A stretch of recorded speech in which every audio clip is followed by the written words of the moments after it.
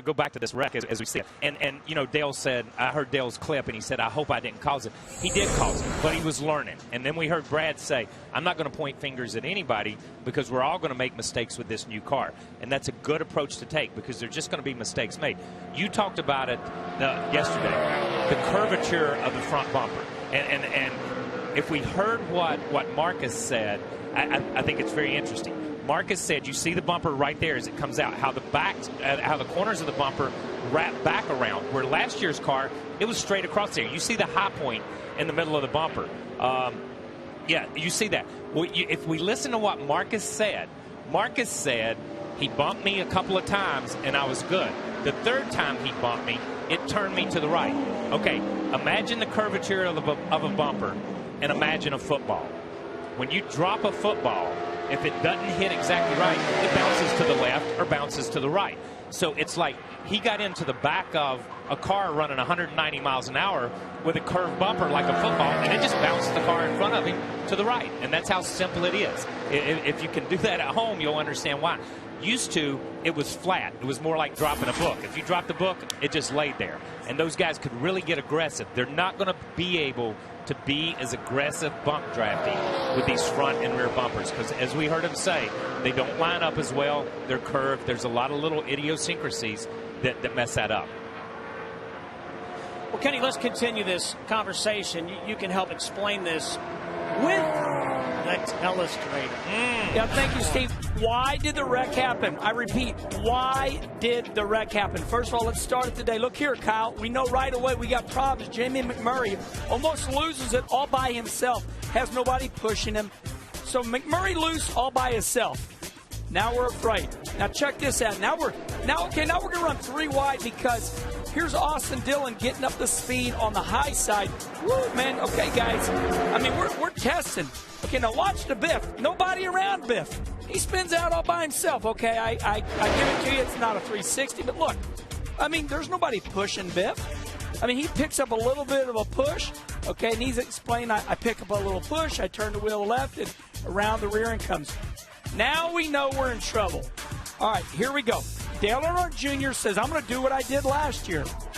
All right, he just simply pushes it. Okay, Kyle, so here's what we're going to do. I'm going to need a little bit of your help. All right, to the left, look here, to the left is this last year. That's what you got, right? A square bumper, okay? See the bumpers? They line up perfectly. What they are is they're flat. They're flat last year and the previous year, so everybody got used to that. Now, this year, look at this nose this way. And like Kyle Petty was saying, it's like a football. Weebles wobble, and they will fall down. Okay, so Kyle Petty is exactly right. Because of this, you got to push perfectly. Okay, so that is the difference and why the wreck happened. That's why everybody wants to know why. That's why Dale Earnhardt Jr. caused the wreck. Yeah, and remember, they're wrecking in the middle of the straightaway because they're trying to push each other. We see a lot more of straightaway wrecking at Daytona and Talladega, but it's because of that bump drafting. I think, as I said, they're not going to be able to be as aggressive. Good analogy, Kyle, because you can drop. I used to practice because I was a punter. Yeah. I used to practice dropping a football flat, and if you drop it flat, it'll bounce straight up. Back. If you drop it just a little bit, it's going to bounce away. And that's what happened. And listening to the interview, you know, Marcus said, he bumped me once good, he bumped me twice good, and then he bumped me and it turned it. And that's it. He got 2 good bounces out of it. Just the third bounce was wrong. I want to go back to some of that footage. This amazed me, and it's going to be interesting to watch this, not only here, but at the intermediate tracks. We have seen in the past with Cup cars and with nationwide cars a lot of times, when they get sideways and spin, they go up the racetrack. And we always assumed that was they were going up the racetrack to hit the wall. And I know we're seeing the big wreck again. I'm speaking more to the Biffle issue as Biffle come out of turn 4. They would spin, lose all their downforce, and slide up the racetrack and hit the wall. And everybody said, oh, my gosh, that's just, centrifugal force. You're swinging to the outside. Well, it really was in some way, but you were losing all that downforce. What was interesting with Biffle's spin is here he is by himself. Car gets loose, it gets sideways, and as it gets sideways, it corrects itself almost. It gets out. Is there more downforce built into this car? More side force with that shark fin and with some of the things, because there's a smaller deck lid on this car, because there's smaller mass, is there more downforce? We see that with the trucks a lot of times. Trucks will go in the corner, get dead sideways, never hit the wall. They just slide straight sideways like you're on a short track. This is the first time in a long time that I've seen a car by itself get sideways like that. Not go up, not go back, just spin, almost correct itself and come back. And Biffle said, I was just hanging on. Yeah, he did. I was just hanging on. You know, he was turning the steering wheel, but he was just hanging on at that point. So maybe a plus for this car is there is more side force when the thing gets sideways, and it doesn't go up and back down the racetrack. And to end the story, nobody can say, well, they need to make that bumper straight. No. NASCAR did exactly what they wanted. You fans said, we don't want tandem drafting. So remember, these automakers made these noses. This is what they presented to NASCAR. And together, they said, okay, we're going to make it where you cannot tandem draft. We're back to old school racing. Because two cars would take off. Yeah, exactly. We're back to that stage, and to use a Dale Earnhardt Jr., Dale Earnhardt Sr., you're going to have to see the wind to pass it. Yeah. You're going to have to see the wind, know where to go, and know when not to go, and make something happen for yourself. I want to get to that point, follow up on that in just 1 second. If you want to join our conversation, which, after all, that's all this is. We're having a conversation and watching race cars. It is hashtag Daytona testing, so fire away at us. Yep. So I want to ask you guys this. As drivers, Brad Keselowski, the other thing he said that really perked my ears up, when he after the big wreck on the backstretch, he said this is important to say. He prefaced it by saying this is important to say. Our sport is going through a rewind. I agree. Yes. And he said, excuse me, we're going back to racing the way it was in the early 2000s. Exactly. Because the fans asked for that. Okay, yes. but what I'm saying, Kenny and Kyle, is explain what I mean. We got you know, and we're going back. You know, we're not going back to the Richard Petty, David Pearson, Bobby Allison, Cale Yarborough wrecking in the backstretch and having a fight days. We're not going back to that. We are going back to the days of the late 90s and early 2000s, I believe, what Brad said, where we see a pack of cars, but you can physically make moves. Even though your car doesn't suck up as good or it doesn't pull out and pass, if you catch the wind at the right place and catch the competitors at the right place, you can pass. You know, you've got to be strong just to drive past them. And in the past, we've seen guys down here, Dale Earnhardt Jr., we've seen Sterling Marlin, just drive past people in the past. Jimmy Spencer when he won down here. By themselves. I don't think we're going to see that type of stuff, but we are going to see where you're not going to really be able to bump and grind and push these guys. That piggyback tandem, you know, push me racing and help me get to the front, and I'll help you lead a lap and you'll help me. I think that's gone. This is every man for himself, and you've got to protect your position. So I think we are back to that stage where guys like Dale Jr., who have been known to be great restrictor plate racers in the early 2000s, before we got to the bump draft, this will play back into their hands. This will play back into the Jeff Gordons. This will play back into the Mark Martins. These younger guys that grew up on nothing but bump draft racing, they've got to start from scratch, because this is I think it's a totally different type of racing than what they're used to. Kenny, getting back to this morning, and there's 2 sessions still today, 9 to noon here, and then a 1-hour lunch break, then 1 to 5. These guys still have a playlist. You know, they still have an agenda that they're sorting through. Yeah, and as we watch Danica Patrick, we're going, okay, what's Danica doing? Well, let's bust it down. Danica Patrick is Tony Stewart and Ryan Newman's partner. I mean, she is a teammate. She's going to run the full series this year. So right now, Tony Stewart and Ryan Newman are watching her car because they're built the same, and so they're learning from her car. So, you know, this is very important, not just for Danica, but for Tony Stewart and Ryan Newman. They're going to be learning off of what she's doing right now. Well, Ryan Newman was watching her. Right now, he's standing by with Wendy. Great. Perfect. Well, perfect. How about synergy? And I had some fans write in, and they wanted to hear from Ryan Newman, who I've chatted with earlier this weekend. But let's check in the Saturday morning. Ryan, you have not been in your race car yet today. See Danica's out there. What's the plan of attack for Stewart-Haas Racing today?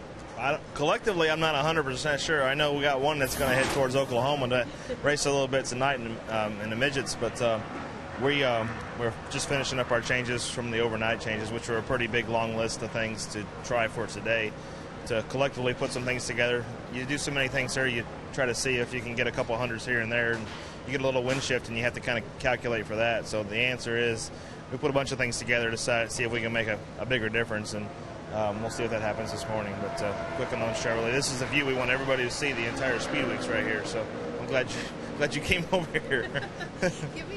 Give me your assessment from yesterday and what we saw with the draft and what we saw with these new body styles and how the cars are pushing each other. I didn't draft at all, so I really can't say. You were watching? No, I didn't. You didn't watch anything? No, I was sitting on pit road, half asleep when they were coming by. A lot of them wrecked. We were doing single car runs, yeah.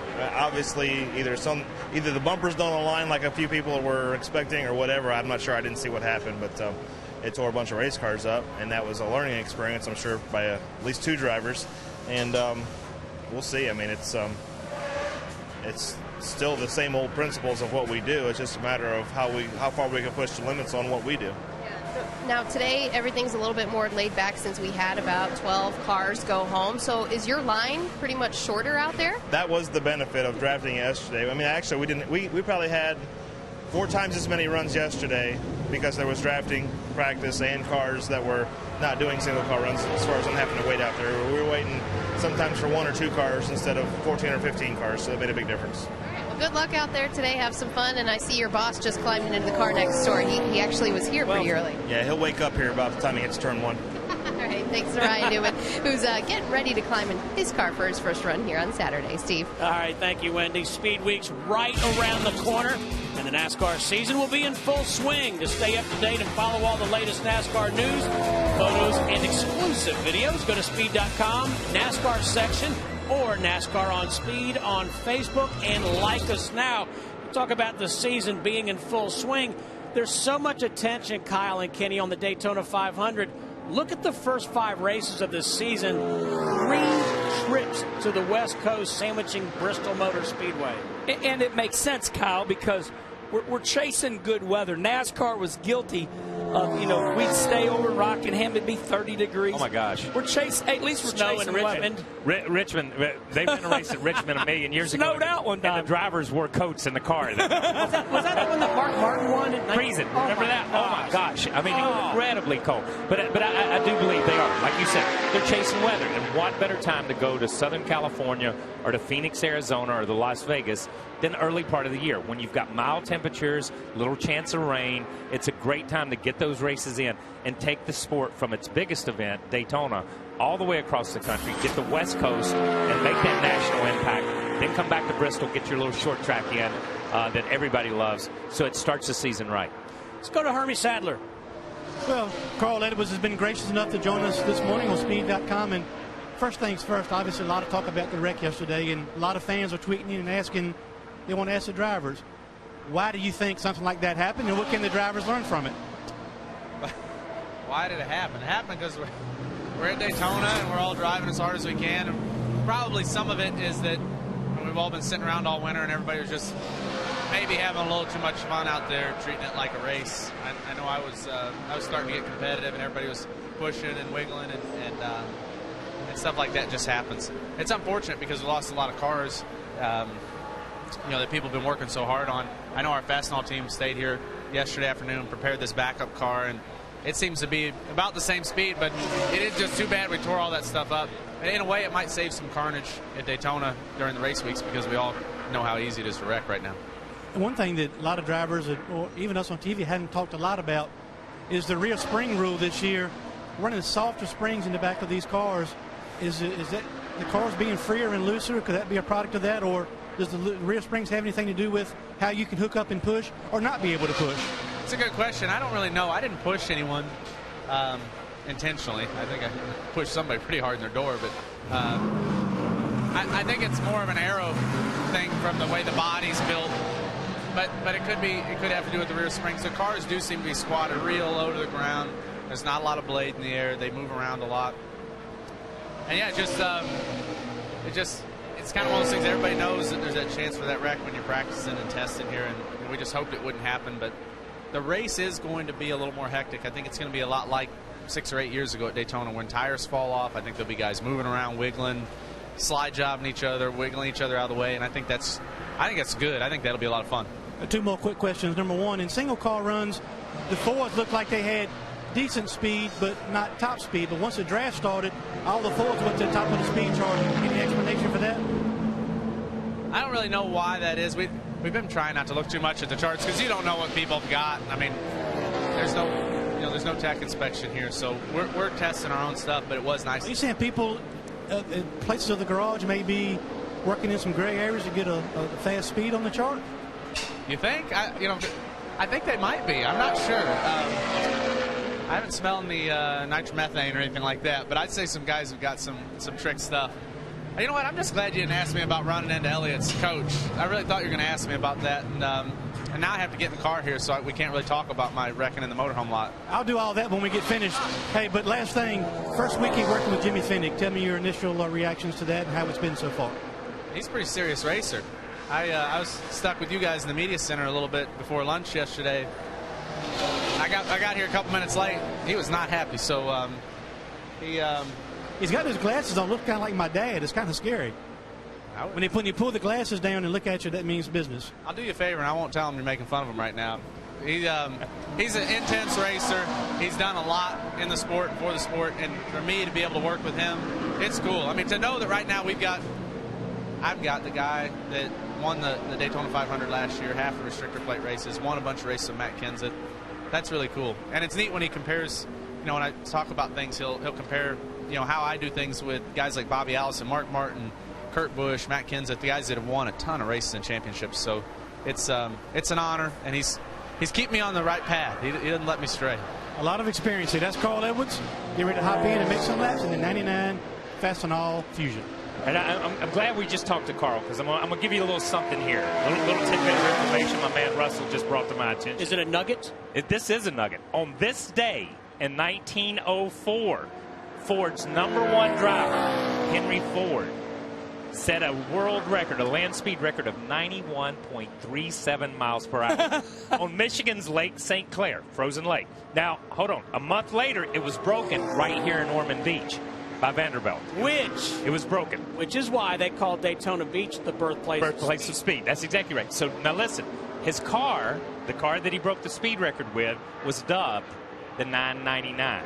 Oh, my. Over 100 years later, my man Carl Edwards runs 190-plus miles an hour around this place in the 99 car. Just a little nugget right there. Little nugget right there. And since we're on the internet, that's fun stuff. Yeah, that is fun stuff. Thank you, Russell. That's good stuff. Russell, look at how fast did Sir Malcolm Campbell run in his Bluebird? The Bluebird. God, that thing's huge. That's a huge monster. That's like a house. It's on display right here at Daytona. The fans can come down and go in to look at that.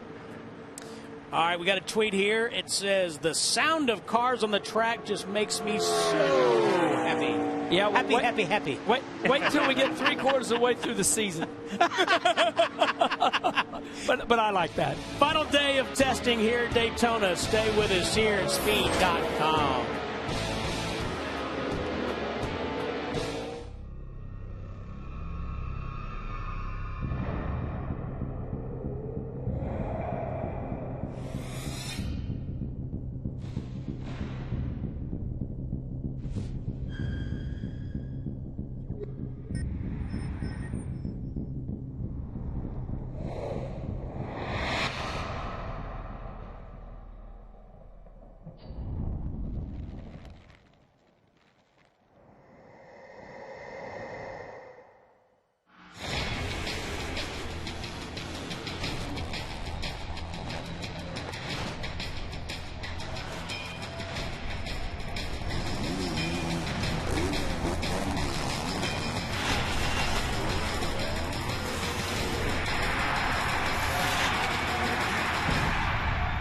Monster Energy Supercross.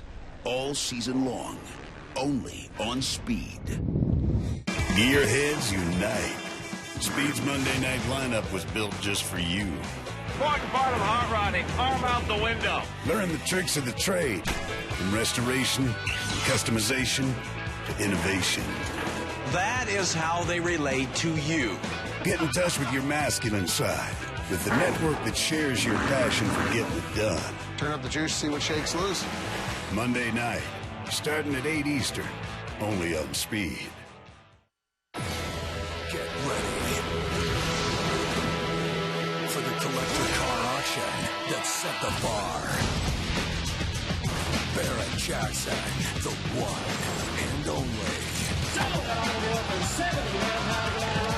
Live from Scottsdale, see the most amazing cars, all up for grabs, all in one place. Barrett Jackson, January 15th at 7 Eastern, only on Speed. The image of a shade tree mechanic, the image that ties NASCAR to its roots, is the reality of Leonard Wood. The humble yet hungry competitor began his career under the hood, tuning engines for his brother Glenn. The family business fared well.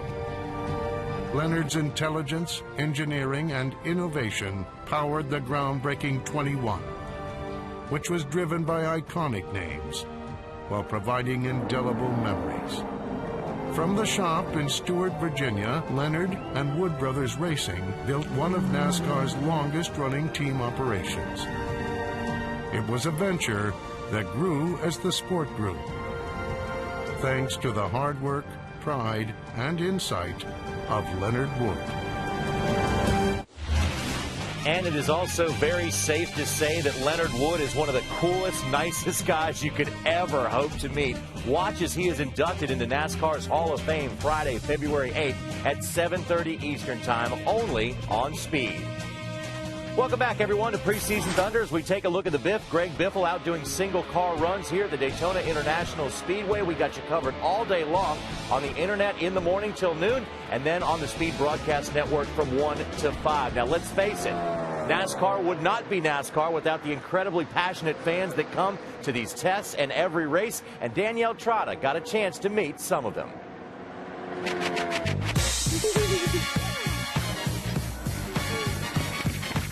How are you excited for the Daytona 500? Do you know how many days it is until the race? Oh, wow. I know it's in December. You drug that tire all the way here to this test today. John! Oh, he's phoning a friend.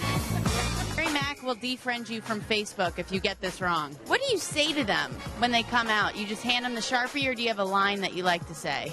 Can you please sell my tire? Simple. To the point. Did you have to skip school today to come to this test? Do your teachers know that you're here? Well, we won't tell. 45 days. February. We're 45 days away. 45 days. Matt, I think his teachers know now, but you're going to skip school, come But to the it's Saturday. racetrack. It's Saturday today, but that was a couple days ago. He got the day off. If he came today, he would not be here. Jeff Hammond tweeted, I tweeted for him the other day, but Jeff Hammond gave anyone who wanted to come within driving distance a note to their boss or their school teacher to get off. That's according to Jeff Hammond. Can I get a note from him to get off work? No, you got to work, man. I got to hang out with Hammond. But anyway, there is no question about the passion of NASCAR fans, and you're going to see that passion for the Daytona 500 when it comes out. There's still tickets available. If you've never been to a Daytona 500, you got to come this year. It might be one of the best we've seen, not only because of the new car, but also because of some of the driver-crew chief combinations we're going to be looking at this year. And you got to love how Carl Edwards is now paired up with Jimmy Fennig. Watch out. That's going to be a very difficult combination to beat. You said the key word passion, and I walked through the garage this morning before we came on air, and I just checking in with some of the guys, and I said to one of the 99 guys, I said, hey, are you here for the duration? In other words, are you closing the garage 5 o'clock, 6 o'clock tonight? He goes, that guy right there, Jimmy Fennig, we're going to be here. I mean, he's just an old-school, hard-nosed racer, and you know what? I think that's what Carl likes. I mean, he is going to push Carl. You know, you heard Carl in that other interview. He said, hey, I was a few minutes late because I was doing a media thing. Jimmy wasn't happy. So I wanted to ask the boys up in the booth, Kenny and Kyle, how far will you guys allow and let a crew chief push you, you know, to show up on time, to do this, to do that? What's the line, and how is it advantageous to the performance of your program?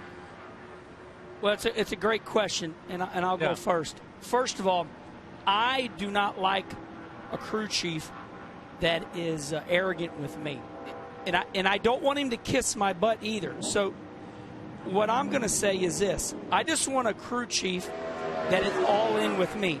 We all know he's the leader. So first of all, that is number one. We all know the crew chief is the boss, the leader, and the driver has to know that too. The driver's number two, actually, because the crew chief has to lead. But just don't be arrogant to me on the radio. Don't act like I've never done this before. That's my deal. I will take a certain amount of abuse, and I won't say nothing. But when it gets out of hand, me and the crew chief will have a meeting and say, look, you're roughing me up in front of everybody, but yet you don't want to be roughed up in front of everybody. Yeah. Just show me respect. Yeah, and you say how far will you go? And I'll say this, and I think I've always described it this way. A crew chief-driver relationship is like a husband-wife relationship. It's a 50-50. And some days you're 60 and they're 40, and some days they're 70 and you're 30. But you've got to know when those days are. That's why that relationship is so important, to know when to push, when not to push, how far you can push, and know when to back away and walk away and pick and choose your battles. And I think that's why this guy we're watching right here, Jimmy Finney, has been so good. He is a great judge of driving ability, a great judge of driver personalities, and when they get together, he knows what he has to give for each new guy. So I think he and Carl will be really good together. Back to the garage and Wendy. Well, thank you, Steve. I'm with Paul Menard outside of his race car, and talking about those crew chief driver relationships. You have Slugger here in the garage area, one of the most personable crew chiefs in the garage area. What's it like working with a guy like Slugger and going through a test plan at a place here like Daytona? A guy like Slugger has a very large test plan. This will be our 4th year working together, and we've become good friends, and I put a lot of trust in him, and I think he does me. And we just had a lot of stuff to work out. He had 2 months to prepare for this test, and he's got a long list along with everybody at RCR, and everything's going really well. Working on a lot of single car stuff, just trying to understand this 2013 car. I feel like we have really good speed, and did a little bit of drafting yesterday, and obviously things got pretty exciting, so we kind of bailed on that, just working on single car runs right now. Yeah, I'd say you were in the middle of the draft there. The GoPro video from your race car yesterday, which is posted on your Twitter page, is pretty impressive from what I understand. I have to go watch it myself. Tell us about what you saw and the way the cars reacted either in the draft, once the wreck started, and what you were feeling from the driver's seat. We had 2 different groups. A first group, the first session of drafting, everybody was all over the place. I think Biffle spun out. Then it seemed like people came in and worked on their cars, and for us, we were all over the place the first session, worked on the car, got a lot better for the second session, actually drove pretty good, and it seemed like cars calmed down a lot. And then the wreck on the backstretch, that had nothing to do with the car's handling, it just bump drafting gone bad. But it seemed like, this is new for everybody. We're learning as we go, and it seemed like it took 1 session for guys to get better, and let's continue to improve. Now, Dale Jr. said yesterday that was the first time him being a Chevy pushed a Ford, and the way his car kind of lifted the Ford. What have you learned about the manufacturers and bumping out there? I'm pretty sure that's the first time anybody's pushed anybody in this car, so it might not be a Chevy Ford thing, it might be just you can't do it, and we're going to learn that as we go. Good luck out there. Thanks for taking the time with us. Paul Menard's going to hop in, and they are going until lunchtime today for the RCR guys. Matt? Thanks, Wendy. You talked about Slugger. Slugger's definitely a personable kind of guy, but Kyle Kenny, talking about that relationship, I know you guys have some stories, all the laps, the years you've been in race cars. What's the worst driver crew chief confrontation that you guys have had that you can think of? I know, Kyle, you've always got a bunch of stories and you're ready to share them. Look, I got nothing. I'm a nice, easygoing guy.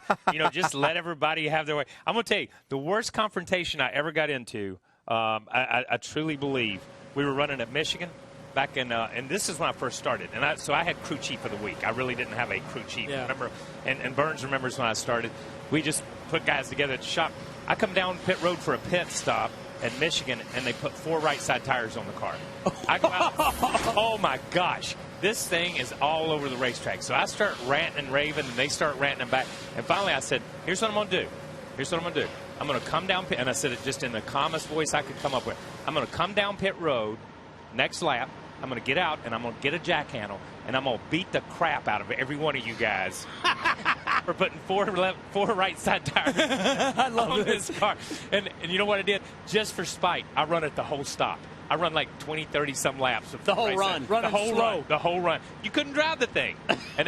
But I think it's and that's about trust. You argue with a crew chief. You can argue over little things. But as Kenny said earlier, it's about trust, respect, the ability to be able to communicate, and that's about the worst. I fired Stephen Lane, who works for what you call it? You fired Stephen. He's one of the nicest guys. I know. I was mad, but I fired him, then walked around the garage area and came back and hired him back. So I felt bad about that. That was the advantage of owning your own team. Nobody really argued with you. But we just want to mention before Kenny gets going, we saw a pickup truck. There's a possible wet spot over in turn 2, so track workers are checking that out. I got that information from Matt Yoakum, who has been texting me. By the way, Matt also texted me the birthplace of speed, and this is important because he's a local. Yeah, he is. Ormond Beach, not Daytona Beach. Ormond Beach. And Sir Malcolm Campbell ran 276 miles per hour. Is Ormond just a little north? Yes. Yes, it's yeah, north. right. Yeah. That's where turn 1 west around? No, that's south. Okay. That's south. That's You're thinking of the beach course. Yeah, you're taking the beach course down Okay. there. You're thinking of the bar. You're already in the bar I'm down still, there. well, I won't go there. Okay. I want to bring up something that I admire about Kyle Petty. Did you ever fight with a crew chief? Oh, yes, and I'm going to tell you about that in 1 minute. But let me just say this. I got to get this off my chest. I tell Kyle all the time in private, I truly mean this. I wish I could be a rebel like him. And here's my point.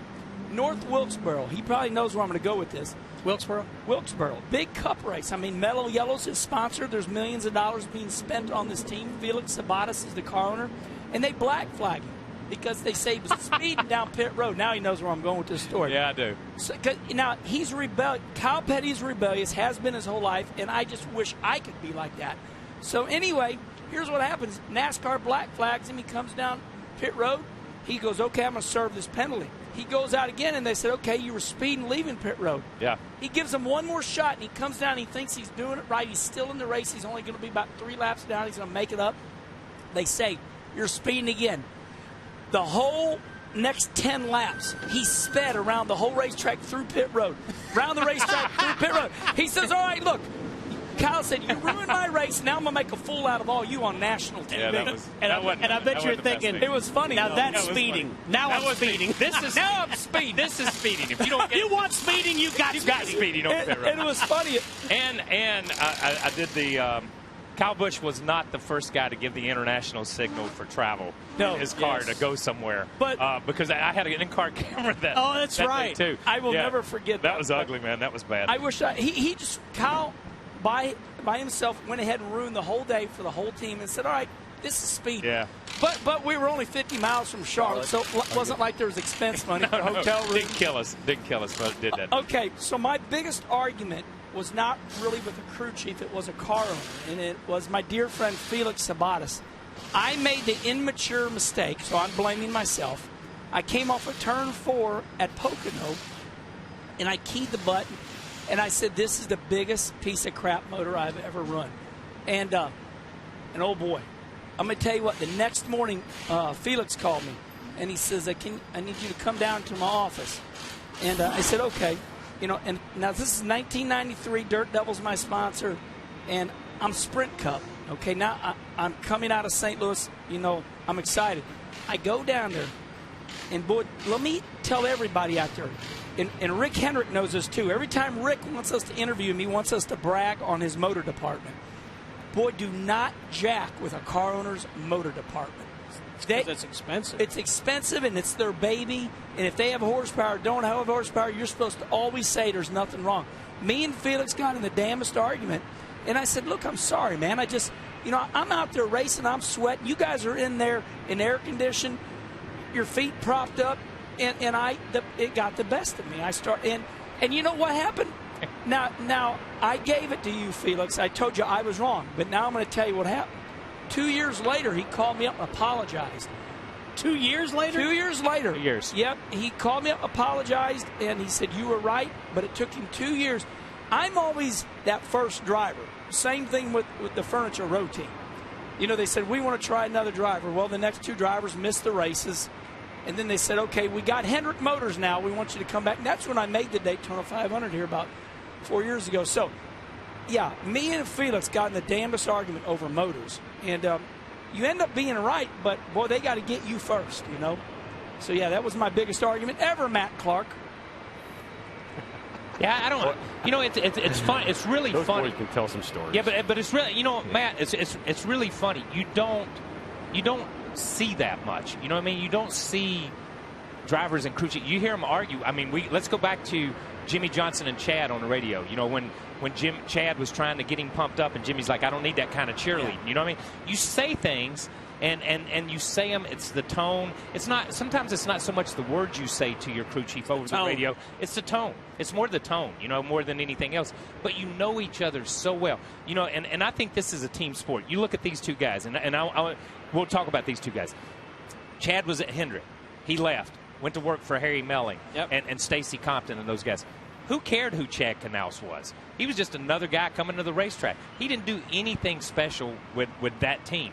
Jimmy drove that Nationwide car. He wasn't the greatest Nationwide driver in the world when he first came into this thing. But you put these two guys together, and they're on the same page, and that communication and that trust and that respect for each other, and it totally changed. Now you throw Hendrick into the organization too. Don't get me wrong, and that's why you see during the course of the year Richard Childress take his drivers and put them one place, and then rotate the crew chiefs and just rotate everybody. It's just to try to throw that spark into it and get some type of communication going. If it's not working, you've got to change. It's just like any relationship, and especially a really close working relationship. Remember that guy on the left right there, Jimmy Johnson, puts his life in Chad Canals' hands. This isn't just a job. This is dangerous. We saw it yesterday. These guys do this for a living. He puts his life, his heart and soul into Chad Canals' hands every time he goes out there. KP. And Chad depends on that team. KP. Yeah.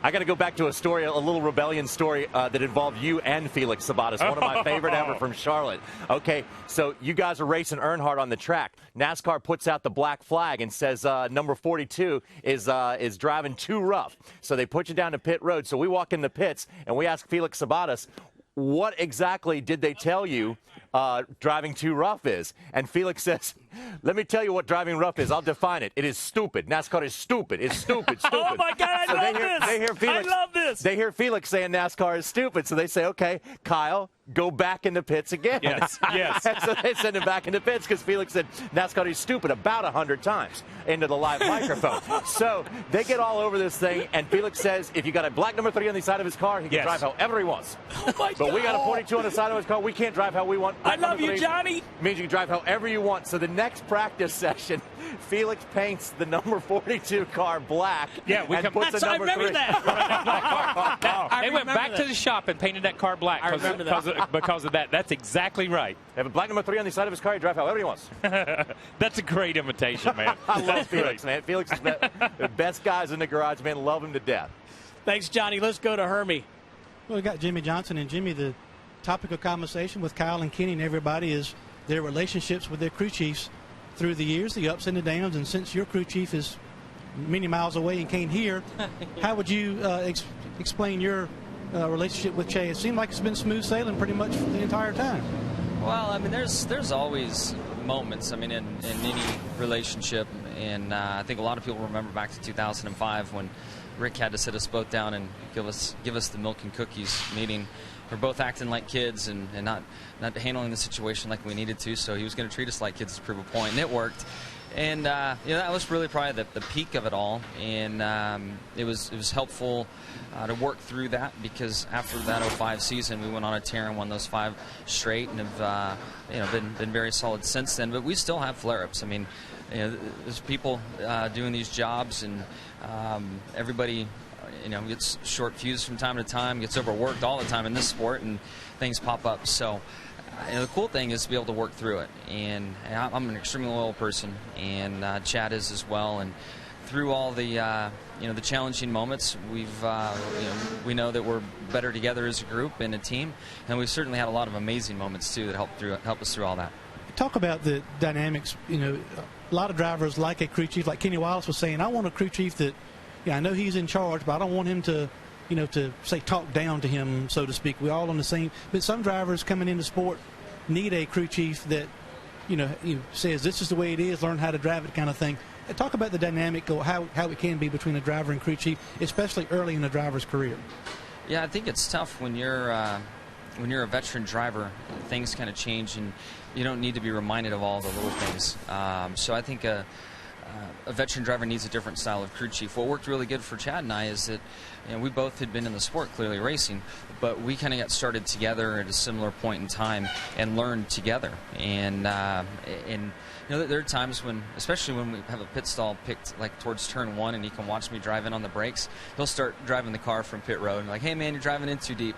And as you know, there's nothing worse than hearing that from pit road. So I tell you my favorite one. You haven't had many of these moments, but when you're, say, having an off day and you're coming off, start finish line, the leader's coming off turn 4, and they say, all right, the leader's coming off turn 4, pick it up a little bit.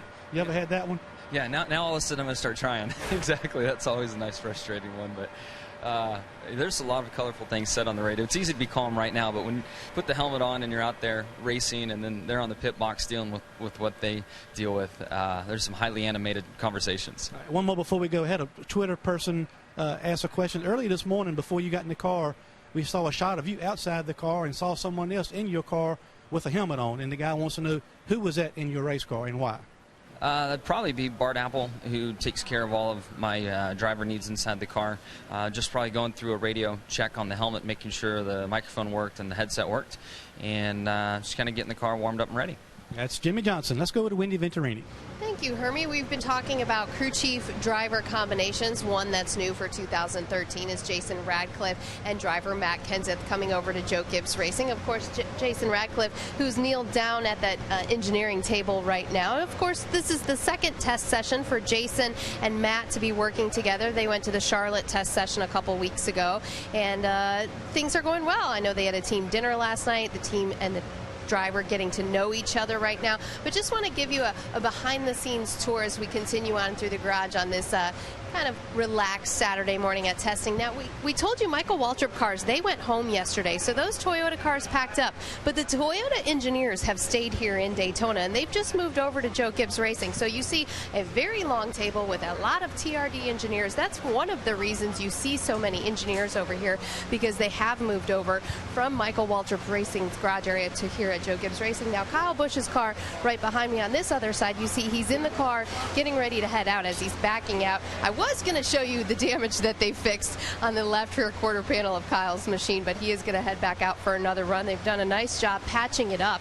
And Dave Rogers yesterday, when they did have that damage, which was that was from the 27 of Paul Menard. He just slightly got in to the 18 of Kyle Busch. But Dave Rogers said, we don't have a backup, obviously, but we don't want to leave the test. We still have some things on our test plan, and it's good practice to see how these cars are going to patch up. And he felt like the fabricators, the body guys, did a good job at trying to patch up the new car. That's also something they're still learning as a team with this new body style of the Gen 6 cars. Steve? Thank you, Wendy. You know what's weird? When I see Bondo, I smell it. I know. I'm not. It's got a good smell to it, too. Yeah. Yep, you're right. Hey, here's a programming reminder tonight. That's tonight. Gear up for live Monster Energy Supercross racing right here on Speed. See the world's greatest riders take flight in Phoenix. Live coverage begins tonight at 9:30 Eastern, 6:30 Pacific, and that's exclusively on Speed. Just want to remind you, we're under caution here. There is dampness over in turn 2, Kenny Wallace. Yeah, and I want to, listen, there's nothing, we're doing everything we can do to tell you why and reasons and go back to our sport. So since we're downtime, as you see them drying this racetrack, these test sessions are legendary, okay? Before the blow dryers, we used to never have those. So they're actually pretty new. I don't think that jet dryer is 15 years old, not that exact one, but the invention of NASCAR using them, okay? So Richard Petty, Kyle Petty's dad, taught my brother Rusty Wallace something back in the 80s, and I want to share it with you. So we would come down here, and Rusty said, hey, Herm, get in this rent-a-car. Let me teach you something. I said, okay. We got our uniform on. I'm biting at the bits to go out on the racetrack, right?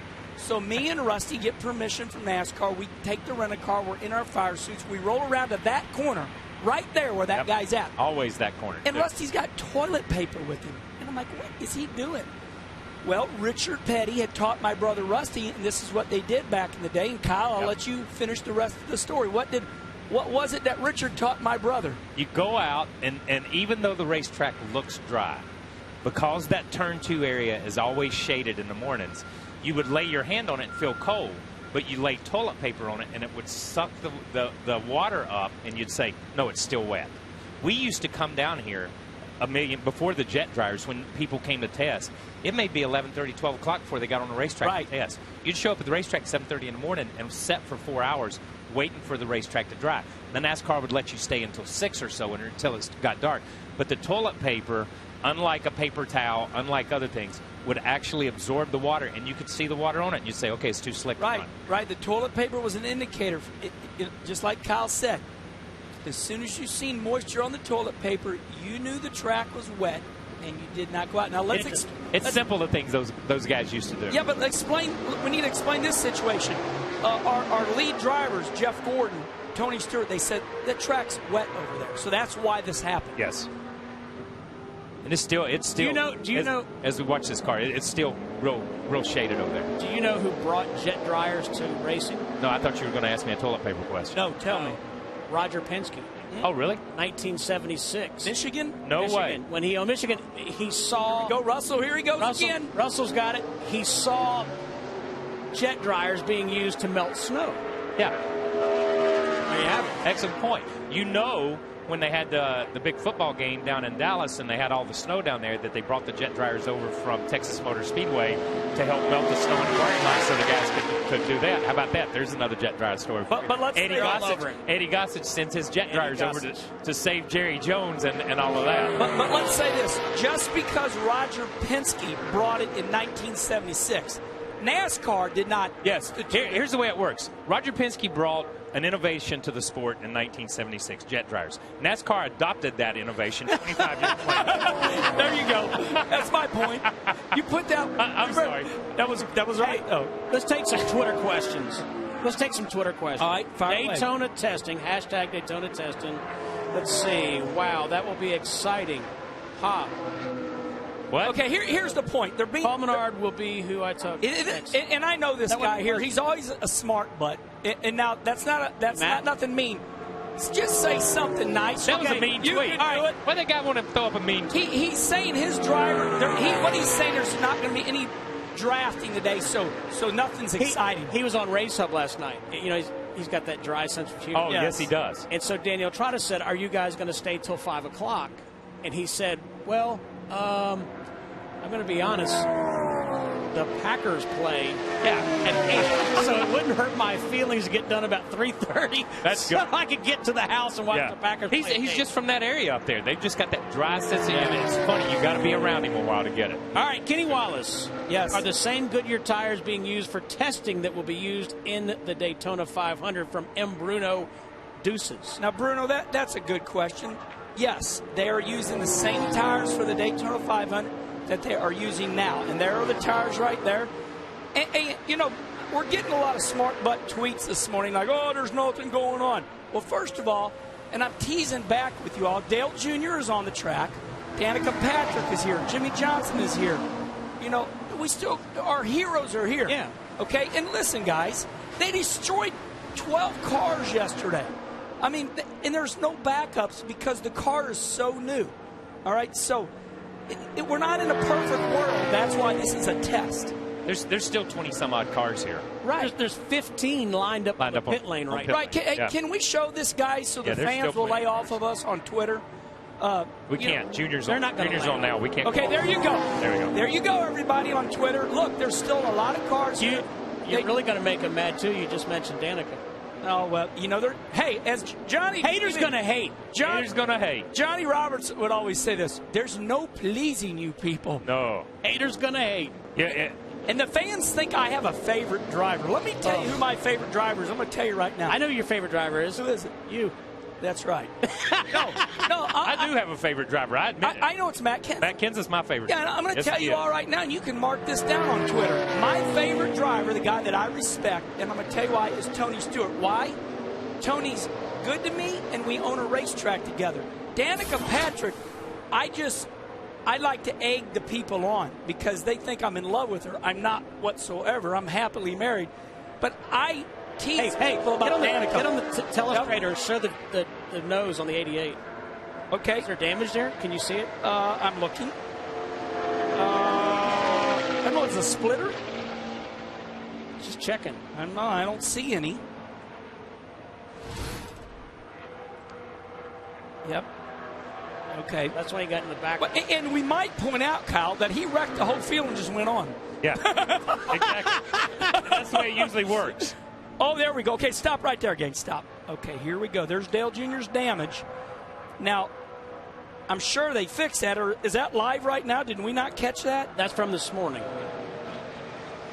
Wow. Okay, it must have got weak and fell in. Fell in. That almost looked like it was caved in right there. That from where he maybe got into the back of it yesterday, it almost looks like it's caved in a little bit. Yeah, they must have not pushed the metal bumper bar back out. Or maybe. Let's start a conspiracy. Let's start a conspiracy. You see how that's kind of cracked right there and kind of caved in? Wonder if when that's cracked and caved in, it's an advantage. It's an advantage, and it creates better airflow. Remember Bobby Allison Bumpergate when the rear bumper came off and he hauled butt and won the Daytona 500? Okay, this could be. These guys are practicing racing crash cars. What amazing. They're testing. I'm being sarcastic. Aerodynamic. I'm being sarcastic. For all you people that don't know what the sarcasm font is, I'm being sarcastic right now. That's an awesome shot. I got so much. That was a good shot because they had worked on that yesterday, obviously, to fix it.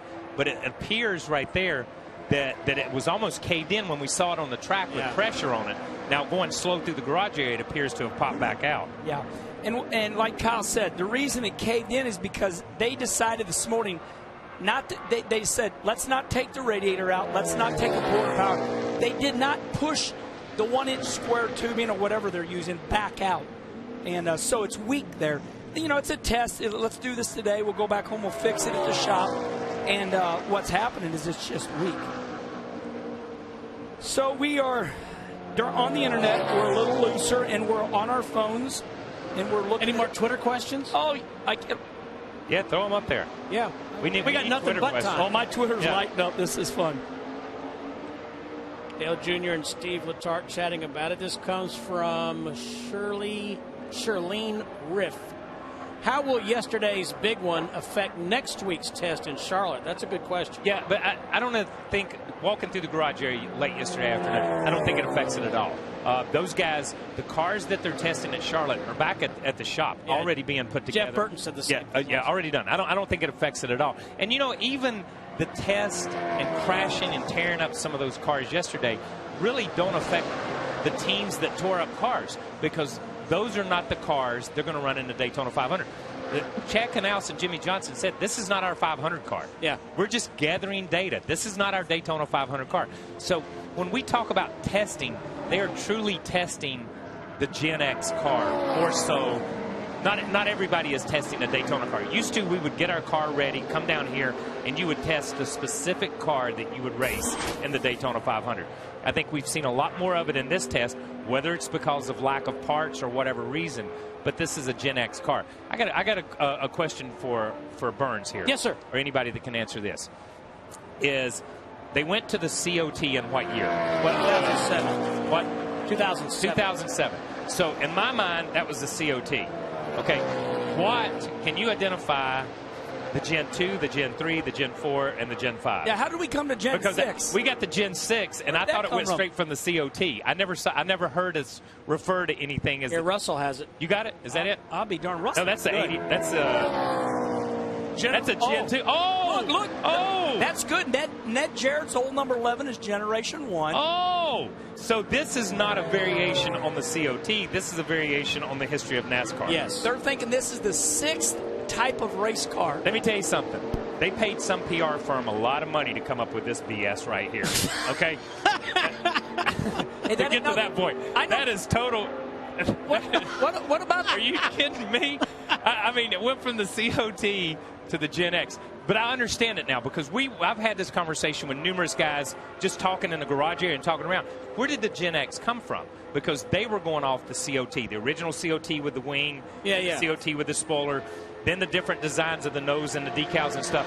And I think we've all operated off of that the Gen 6 was a variation on the COT. But what NASCAR is saying is, 1949 to early 60s is Gen 1. Then the next car that came along, and then we get into to different variations, Shorter which makes a lot of sense. Yeah. Which makes a lot of sense. Okay, so, they said, what do you mean it's on the internet? This testing is on the internet? And I said, yeah. Everything's on the internet. Now, check this out. Here is Max Pappas, okay? He's live from Italy, okay? Listening you live from Italy. Now, you can be in Italy, and it's so easy. You get on a computer. That's why they call it the World Wide Web. Yes. Hey, here's my point. The U.S. web. It's not the U.S. web. That's my new not deal. Charlotte's web. It's the World Wide Web. That's my new deal this year. People used to tease me about saying you, the fans. Now I'm going to say, here's my point. Because people always are smart about saying, well, what's your point, Wallace? Here's my point, okay? Hashtag Daytona testing. That's how Max got on, and you can too. Yeah, here's my point. Used to be where you had to go to a TV and turn the TV on. Now you just go to your internet, and it's a TV. Your computer is a TV. You go to your computer, you go punch in speed.com, and boom, there it is, like you're watching TV. And, people say, well, nobody's going to be watching because it's on the internet. Guess what? I mean, we're having record viewership right now. I mean, we're breaking records? Yes. Awesome. Go with me on this one. Don't stop him. He's on a roll. Yeah. Oh, my buddy Johnny Roberts down there, I would say something like, Johnny teaches me a lot of TV. And Johnny, I know you're listening now. And Johnny would go, Kenny, don't ever use the word shock the nation if it wasn't really shocking. Sometimes I'll get carried away and I'll say, so-and-so shocked the nation with that qualifying run. We'll go to dinner later that night, and Johnny will look at me real serious and he'll go, Herm, just a little advice. That wasn't really shocking. You overdid that. I'm like, okay, great advice. So, Johnny, you're teaching me, buddy, and I'm learning. 8 years into my TV career, I'm still learning a lot. Watching Juan here, I think these obviously the one car of Jamie McMurray was in the accident yesterday. It would have been Richard Petty Motorsports. Both of their cars went home. Both their cars were in the accident. As we look around the garage area and you look through there, there's still Roush cars here. There's still Hendrick cars here. There's still Childress cars. Yeah. And there's still Gibbs cars here. So, these teams will suffer because they crashed. We talked in the opening of the show that these teams will suffer a little bit because they didn't get to finish their test. But they do have data that they can fall back on. And Richard Petty Motorsports will, because they'll be able to use some of the Roush stuff. But if you take a Ganassi or you take some of these teams that could have been involved in it, would have been involved in it, some of the smaller teams, a one-day test at Daytona could be catastrophic for those guys, the way they've changed the rules from the top 35 to come back and make this thing. Totally random, but Shelby Herrick on Twitter said, all right, we know who Kyle and Kenny's favorite drivers are. Who's yours? Now, this isn't going to be fair, but go ahead. I'm going to go back. Neil Bonnet. Neil Bonnet was extremely nice, funny, and I think a lot of today's race fans don't really know who Neil Bonnet was, but I think Neil was my favorite. Yeah. Well, I can tell you who Bonnet was.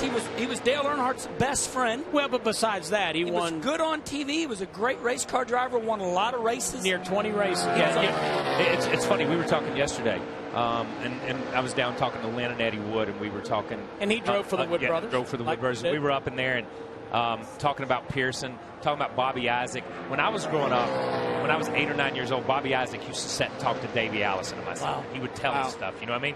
And Bobby was just a great guy, you know what I mean? And then one day he decided, I'm not going to do this anymore. And it's funny at different point in times. Bobby Allison I was a huge Bobby Allison fan for a while. King hated that, I will tell you that. You're a Bobby Allison. I was a Bobby Allison. Wow. So as I grew up, I love his Coca-Cola. As I grew up, the King's the guy, you know what I mean? But I pulled for other guys too. Yeah. You know what I mean? The guy, old story, this is reminiscent. Jade Thomas from Christiansburg, Virginia. Ronnie Thomas's dad.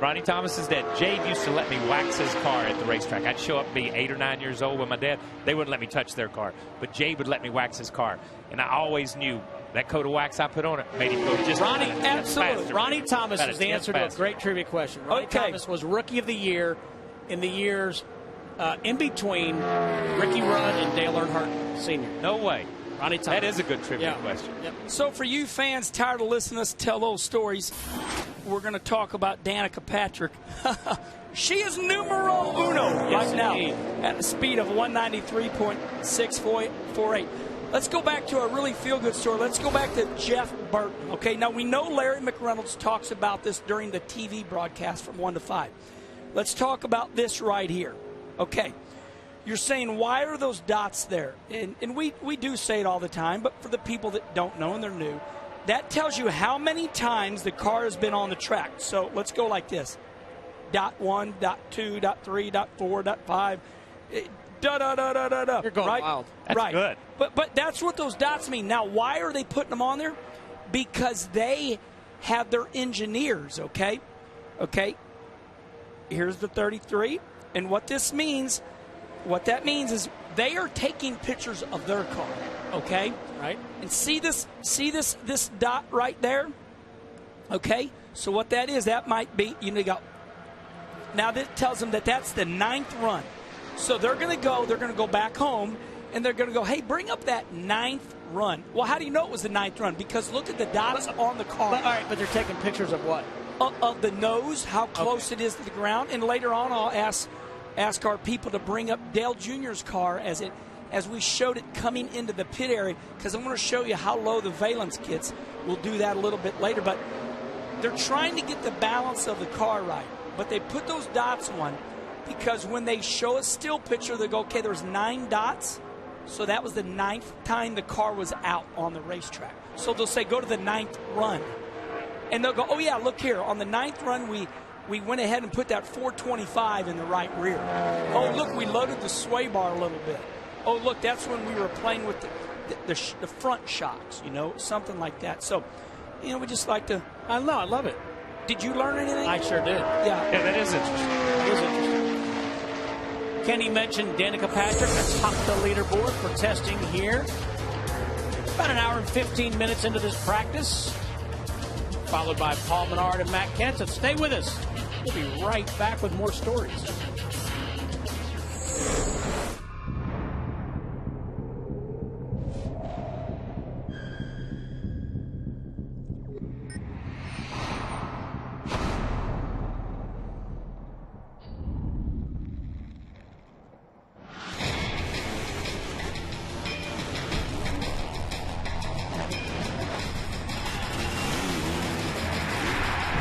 Monster Energy Supercross Phoenix, tonight 9:30 Eastern, live on Speed. This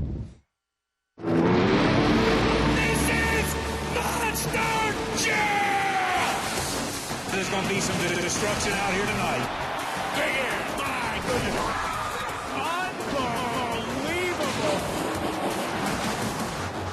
Check this out. This is non-stop here, Sam. Oh, my, what a scene. Doesn't get any better than that. Watch Monster Jam all season long, only on Speed. America's premier endurance race.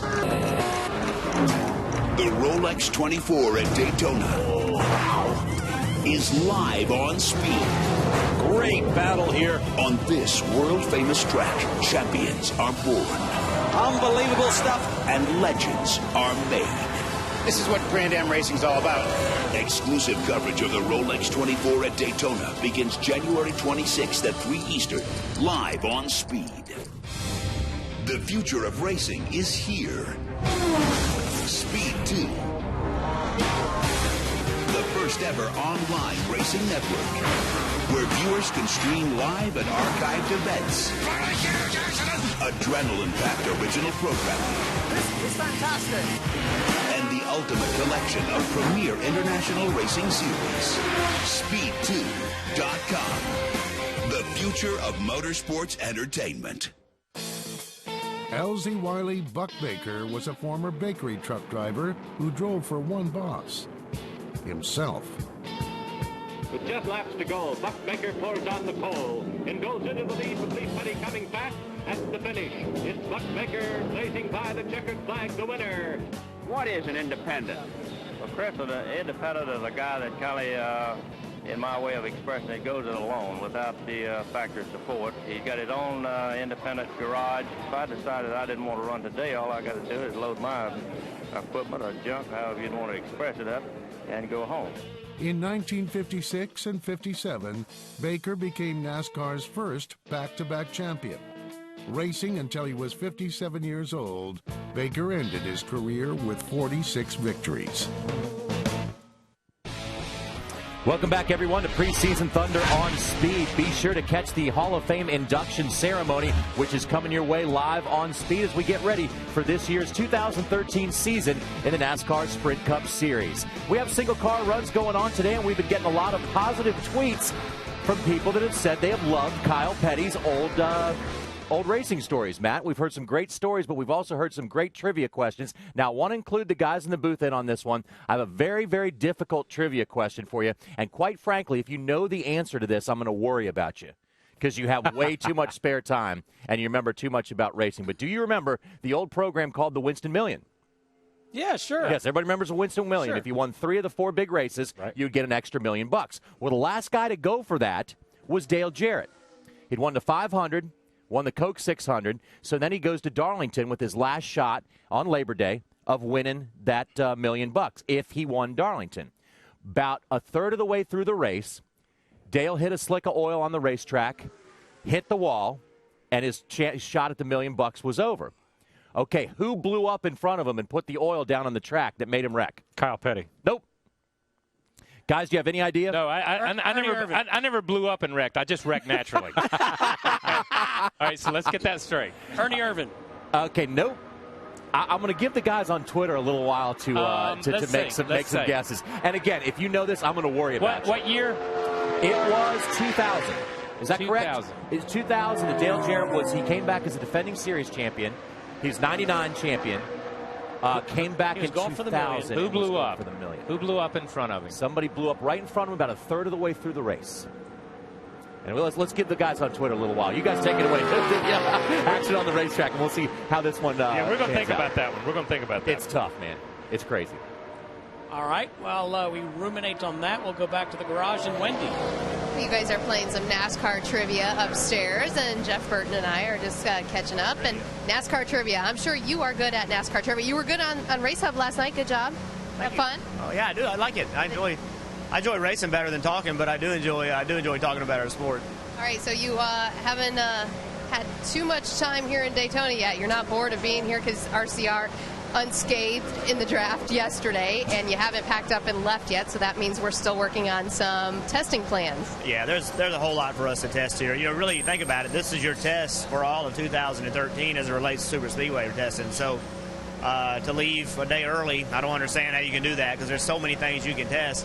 Even thing you gotta think about October when you go to Talladega. You got to think that far ahead. So, you know, we're going to be here, you know, for as long as we can be here. We might leave right after lunch, depending on if we run through everything, but I doubt we will. I'm sure we'll be here till late this afternoon. What did you learn yesterday in watching what happened in the draft and watching what happened with the wreck and how these cars started to push? What are your thoughts initially? Well, I did the Talladega test when the car was being developed, and we did a lot of bug draft and we did a lot of running together. Casey Kane and I did, and we learned really quickly that it's a whole lot harder to push with this car just because of the shape of the noses. I don't think it has anything to do. I heard a lot yesterday about a Toyota nose versus a Toyota tail versus a Ford tail and all that. I don't think there's anything to that.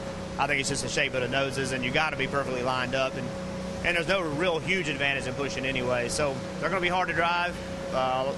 You know, they have a lot less downforce, and they're going to be a handful. Can you show fans? Can you do a show and tell for us? Because I feel like you're pretty talented, Jeff, that you could handle this. Could you describe something about the Chevy nose that fans would want to know? I mean, I think the biggest thing is just the shape of the nose. You know, this nose is so much more round. So in the past, if you're thinking about it, you know, you're pushing on pretty much a flat bumper. I don't care if it's a Chevrolet or a Ford or a Toyota. The back bumper where you push is straight. So when you're pushing a guy, you know, you've got this much area that's not touching anything. So you're pushing on a point. You know, when you push on a point versus, you know, when you're pushing on 4 inches versus 10 inches, it's just more hairy. And then when you misalign that, so this point gets to the left rear quarter panel or the right rear quarter panel of the car in front of you, it's going to push them in whatever direction you know, if you're on their right, it's going to push their back to the left. And that's what we saw yesterday.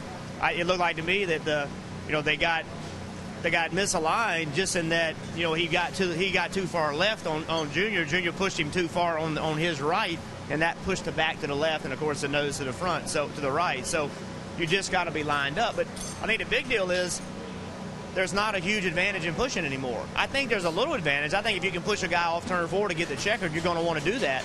But if you start pushing him off turn 3, they're going to run you back down before you get to the start-finish line. So it's just not the advantage that it was in the past. All right, well, I love it. Gen 6 101. I think. I believe Jeff Burton. He said it with conviction, and therefore I believe it. That's all you have to do. Say it with conviction, fans. Say it like you mean it. All right, thanks to Jeff Burton for his time. Hermie Sadler, what's happening on your end? Well, I want to catch up with Booty Barker. I like Booty Barker because he's a fellow Virginian, and I think for the most part, he understands what I'm saying. Hey, Booty, several people on Twitter are inquiring about the new cowl flaps. They look different, a little bit bigger. Can you explain to us, number one, the purpose of the cowl flap, and number two, why the different configuration this year? Well, some of it is speculation on my part as well, Hermie, as far as the exactness of it. But basically what happens is when this car gets in yaw, it gets too far sideways, spins out, gets sideways, gets backwards, those cowl flaps will deploy or open and vent the underbody pressure. You don't want more pressure under it than over it because it'll get light and flip. Also, when those cowl flaps come up, if it's sliding directly backwards, it disturbs the air enough too where it doesn't create the same thing. It doesn't create lift. That way it keeps the car from becoming in two ways a huge wing, and it'll just fly and flip over. Well, that's good. Appreciate that explanation. You got a lot of experience talking about stuff like that. Let's talk about your team and your test for the last couple of days. What has been your plan? Have you accomplished your goals to this point? And any surprises that you've run across with this new car? Plan has been we've just held a pretty open tape configuration so we can make a lot of runs and do a lot of changes.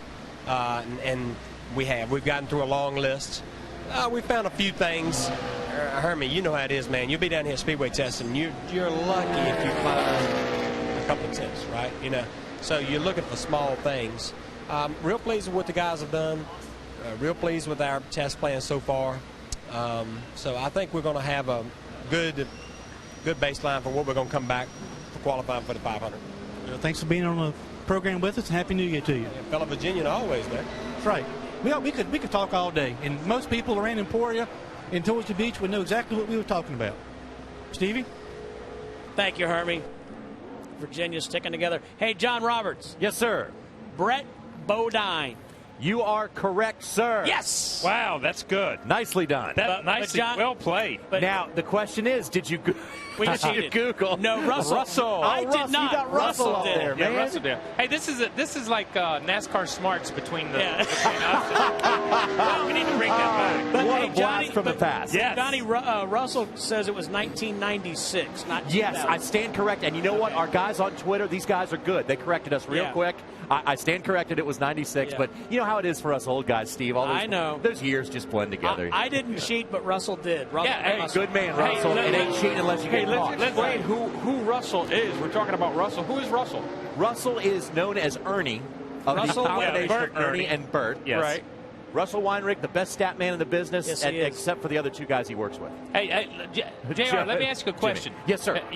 What was the name of the first book you wrote that you have out now? The Great Book of NASCAR Racing Lists. That's Russell on TV. Russell. Hey, Russell. Hey, Russell. Show your face, Russell. Hey, Russell has a copy of the book. Yeah, I'm going to tell you something. Russell wrote the book. You need trivia questions like that sprinkled in the next book. You're doing another book, right? Yes, sir. Yes, sir. Okay, so look.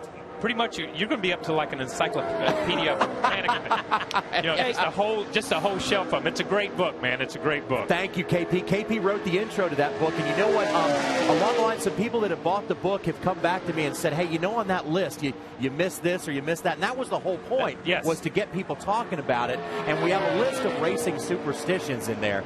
And a guy emailed me actually, and he said, "Hey, in your superstitions, you got to tell the story about Cale Yarborough. Years ago, Cale had gone to his motel room, and there was a cricket in the motel room. Kept him up all night long. Yeah. Well, he went out the next day and won the race. So for the next few races, he would go out, catch a cricket, put it in his hotel room to make sure it chirped all night because he was so superstitious. But great. I've gotten some great feedback and great stories on it. It was really fun to do. And Kenny helped us out with it. Kenny's got a list in there. And Spence and Kyle and Greg Biffle and all kind of people helped out. Johnny, my favorite thing on Twitter, my favorite hashtag is things Cale never said. That's a short list. Yes. They range from topics like, boy, this car is loose. Yes. No, he never said that. Never said that. Never said that. Hey, were you superstitious? Oh, let's put it this way. I never tested it. Okay, well, let me tell you. That's good. I got to tell you a superstitious story. I was living down Level Cross, driving a car for the Wood Brothers. North Carolina? Went to drive for the Wood Brothers. Now listen. So went to Richmond, running fifth, having a big old time. Going to be a great day for me. And wouldn't you know it, Darrell and Earnhardt decide they want to bang on each other. So they bang on each other. Your first win. Yes, and they bang on each other. Then Jeff Bodine wrecks and Joe Ruttman wrecks. And next thing I know, I'm sitting in victory lane. Jed's a millionaire. Yeah, and I'm like, what the heck? I just won a race. Wanted a trophy. I don't know if I've ever told you this story. All I ever wanted was a cup trophy. Yeah. That's all I ever wanted. You know what they give you for winning Richmond at the time? A plaque. Yeah. Okay? I got a plaque. Yeah, I didn't even get a trophy. I got a plaque with the state of Virginia hung on my wall. You know what I mean? Hermie would like that. So anyhow, after that, I did the same thing. Eat pizza every Saturday night, wear the same underwear when I raced, wear the same uniform for a race uniform.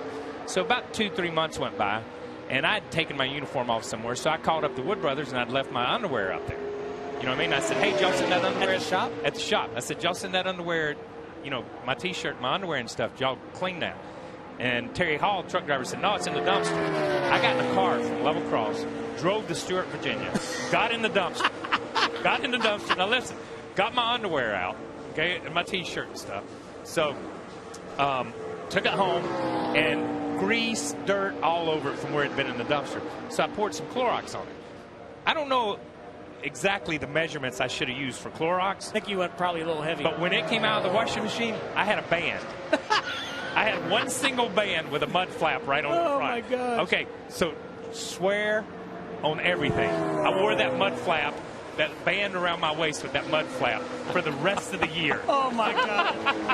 That is hoping that underwear would bring me some luck. But I guess the Clorox took all the luck out of it because I didn't do anything Took the magic powers out. I didn't do anything else until we won over at Charlotte. But that was my, and after that, I've never been superstitious again. I mean, it's like over with. Well, Wendy is standing by with Kyle Petty's favorite driver, and I wonder if he has any superstitions. Well, let's ask Matt Kenseth, Kyle Petty's favorite driver, as you just mentioned. Superstitions, Matt, do you have any? I have to slip Kyle a 50 for that. No 50s, right? I'm the one that said it on television or internet. Yeah, I do have just a few. I've got rid of most of mine through the years. I've let it go, and I've been informed this morning I got to let another one of mine go. So I'm always... Which was? The peanuts, around the track. I've kind of always been no peanuts and no $50 bills. So I was told this morning by Jason that I'm going to have to get over the peanut thing, especially the peanut butter and all that stuff, because they would have nothing to eat in the truck, and they all enjoy it, and I'm just going to have to live with it. So just set the record straight. You never would have peanut butter. Do you have peanut butter in your house, or are you that superstitious? No, it's just a racetrack thing. Just I would make keep all peanut stuff out of the motorhome and out of the hauler. It's always been one of my things for some reason. So Jason said this morning he's going to prove me wrong and everything's going to be fine with peanuts in the trailer, and I was going to have to live with it, and he's the boss, so I guess I'm going to have to get over that one. Well, I'm sure there's a lot of things to get over with a new team. What's been the coolest thing to learn in the last couple days here in Daytona, get to know your guys and everyone that's so new? It's all been good. So it's been the Charlotte test was really fun. Our car was really fast and drove really good. I thought we learned a lot, and I'm really looking forward to going back there this week and continuing down that path. And our Dollar General Camry's been really fast since we got here. It seems to have a ton of speed in it, so it's been a good test so far. All right, we know this week has been busy. One of your teammates already left, and so it's just you and Kyle here for the Joe Gibbs camp. So is there a lot that you still have on the test agenda through the rest of the day? Well, the test agenda is all Jason's, not mine. So, yeah, we're just doing single car runs, just looking at all kinds of different stuff to find some speed. So it was funny, about 3 days before we left, he said his test plan wasn't very thick, and which I thought was kind of good because I'm, want to be home for kickoff tonight at 8 o'clock for the Packer game. What? There's a Packers game tonight? Of course there is. And so anyway, the book keeps getting thicker and thicker. So the last time I looked at it, there's no way we could get through it all by 5 o'clock today. So I think we're here for the duration. So what happens when kickoff happens while you're in the air on an airplane? Is that going to happen? Are you going to be in the air? I don't know. Oh, TiVo. There we go. Kenny Wallace. There's some superstitions that Matt Kenseth is getting over. The peanuts. I've heard of that one many times. Yeah, well, tell Matt I have some too, and I don't test any of them. You know, because whether it's the color green, you don't test them. Yeah. Yes, Kenny is talking. He said he does have superstitions, but he never tests those superstitions. So you're pretty brave, he says. Yeah, it's pretty brave to say it on air too, because people be throwing peanuts at you and stuff. But I know everybody has a few. Ask him about the color green. Yeah, the color green. That was big in my family. The color green. Kenny just mentioned the color green. That was, I mean, I won't tell the story on air, but yeah, you know, when I drove for Fred Nielsen up in Illinois when I raced late models up there, he was so big on the green thing, the peanuts and the number 13. Those were his three things, which I never cared about the number 13. And I mean, he was so freaky about the green things, like some of our crew guys used to wear. Fruit of the Loom. Oh yeah, underwear. My mother would cut them out. My mother would cut the underwear tags out of the crew members if they had Fruit of the Looms. That's the story I was not going to tell. Yeah, I'm a little. I don't know where to go with your mom seeing all the crew members' underwear right now. She saw it. I think she just checked them. Okay. I'm glad I wasn't one of your crew members. It must have been a Midwestern thing. Yeah, it kind of freaks me out. I never let any of my car owners or crew members see my underwear, so. My mother, she's a little bit. Well, let's just end it there. Kenny Wallace, yes. You know what it's like to come from a racing family. Yeah, black socks were a Midwest thing, too. Black socks, another one. Thanks, guys. Hey, Wendy, hold on 1 minute. Yes, sir. Let's show everybody how good Twitter is. Dixon Raynard from Ontario, Canada said, Kenny, how close can fans get to drivers during testing? So, explain, right? Okay, here we go. You want to see this. You want to see the fan windows. Yeah. And look, Matt Kenseth can go. He's looking for a Sharpie. If the fans, they don't know this, but Matt Kenseth is about to make their day of these little girls down here. Yeah, Wendy, the point is the fans want to come all the way from Canada, and they're saying, can we get the driver's autograph? So here you go, Dixon Raynard from Ontario, Canada. You can come here for testing, and boom, there he is. Pretty cool. It's been cool all weekend to see the fans. We know some of the kids played hooky earlier in the week when we were here on Thursday and Friday, but this being a Saturday, the kids out of school, there's a lot of kids here in the fan zone now. It's a perfect opportunity. It's not as busy, chaotic as Daytona Speed Weeks would be, so it's a good chance for fans to get those first autographs of 2013 and a perfect opportunity to check in with a new driver combo such as Matt Kenseth. So it's been fun here at testing to watch that, and a good chance for the fans to get a head start on 2013 autographs. Yeah, and correct us if we're wrong, but all of this is open during Speed Weeks too. Yeah, the fan zone's absolutely. open on top. So if you're down here for the race and all the racing, that whole area between the garage area, on top of the garage area where the windows are, is open to fans coming in and getting closer to the drivers and cars. Yeah, and another thing I'd like to point out, you know, some people can say, is a driver cheating? Well, you can go down to this fan zone, and it's almost like Disney World. The fan can watch the car go through tech. There's an area. The numbers come up big. Like if Dale Jr.'s car is going across the scales, the fans can see the weight of his car. So, I mean, you know, transparency is big in NASCAR, and NASCAR has worked very hard on that. It's called interactive. Yeah, interactive. Yeah. So, Kyle, you're right. You can go into this fan zone, and you can watch Paul Menard's car have, you know, the templates put on it. You can watch it get weighed. Yeah, you can watch all that stuff. And it's funny because if you follow on Twitter, fans, they know more about this sport than Chad Knaus or anybody Absolutely. else. So they can probably catch somebody cheating for us if we want. We need to just say, okay, fans, if you are out there and you see something that you think's illegal, please tweet us and we'll make sure we check it out for you. All right, programming alert. Speed Weeks is right around the corner, and the NASCAR season will be in full swing. To stay up to date and follow all the latest NASCAR news, photos, and exclusive videos, go to speed.com, NASCAR section, or NASCAR on Speed on Facebook, and like us now. The Orange Cone tweeted, what's he saying? Things Cale never said. I need a little more downforce. And there's a picture of Cale's car upside down. That's good. Now, that's a great story. Oh. When he flipped on turn 4 here in Daytona. At 200 miles an hour. 200 miles an hour. And they went to a gas station to get a show car. Yes. You know, a show car is a car that they don't use anymore, right? For demonstration purposes, they went and got the show car, brought it back here, and he raced that car in the Daytona 500. Crazy. And in modern day, things Cal or Kurt Busch never say, I'm loose. They just spin it out. Those guys can play push 24/7. So whatever the Busch brothers do with their driving style, they're always pushing. But they will just spin right out. They will drive a car loose. Kale's car was at a local Hardee's, which makes Johnny. Kenny Walrus. Yes. I got something else that Kyle never said. Kyle Busch? Kyle never said. No, Kyle Petty. Oh, I want to hear this. Kyle Petty. Yep. I care. I'm sorry. I care. Because I love when Kyle says, I don't care. When Kyle starts out a sentence by saying, I don't care, you know you got something good coming. I don't care. Hey, I'm going to tell you something I do care about. This is funny. You said who you got a text from? What foreign country? Germany, I've Holland, got Germany, Holland, UK, France. I mean, they have been coming in from all over. That's great. And that has been amazing. Once we mentioned it, they have been coming in from all over. And you know it's what? Truly amazing. Somebody made fun of me saying, hey, Kenny, I think it's funny that you pointed out that we're watching on the internet while we're watching on the internet. Well, my point, you missed the point. The point is this. Is the internet is so accessible, it's like a TV now. And people think, if it's on the internet, I can't watch it. They have the internet on computers now. Yes. Crazy, isn't it? Johnny? Yes, sir. Johnny, I'm going to come down here and give you the Dutch rub on top of your head. Okay. Here's what's funny, Johnny. They have the internet on TV now. How about that? You know what? They have the TV on your computer. How's that? Hey, as we watch... Go ahead, Johnny. I was going to say, my daughter used to call it the intranet. Yes. It's like the intranet. Hey, while we got the camera here, we're going to show you, the fans, what you can do. Okay, so as you can see right here, okay, see this area? That area right there. The fans can walk down there, okay, and you can watch the car have the templates put on it. Have you ever seen the fans that have the fishing pole trying to get an autograph, Kenny?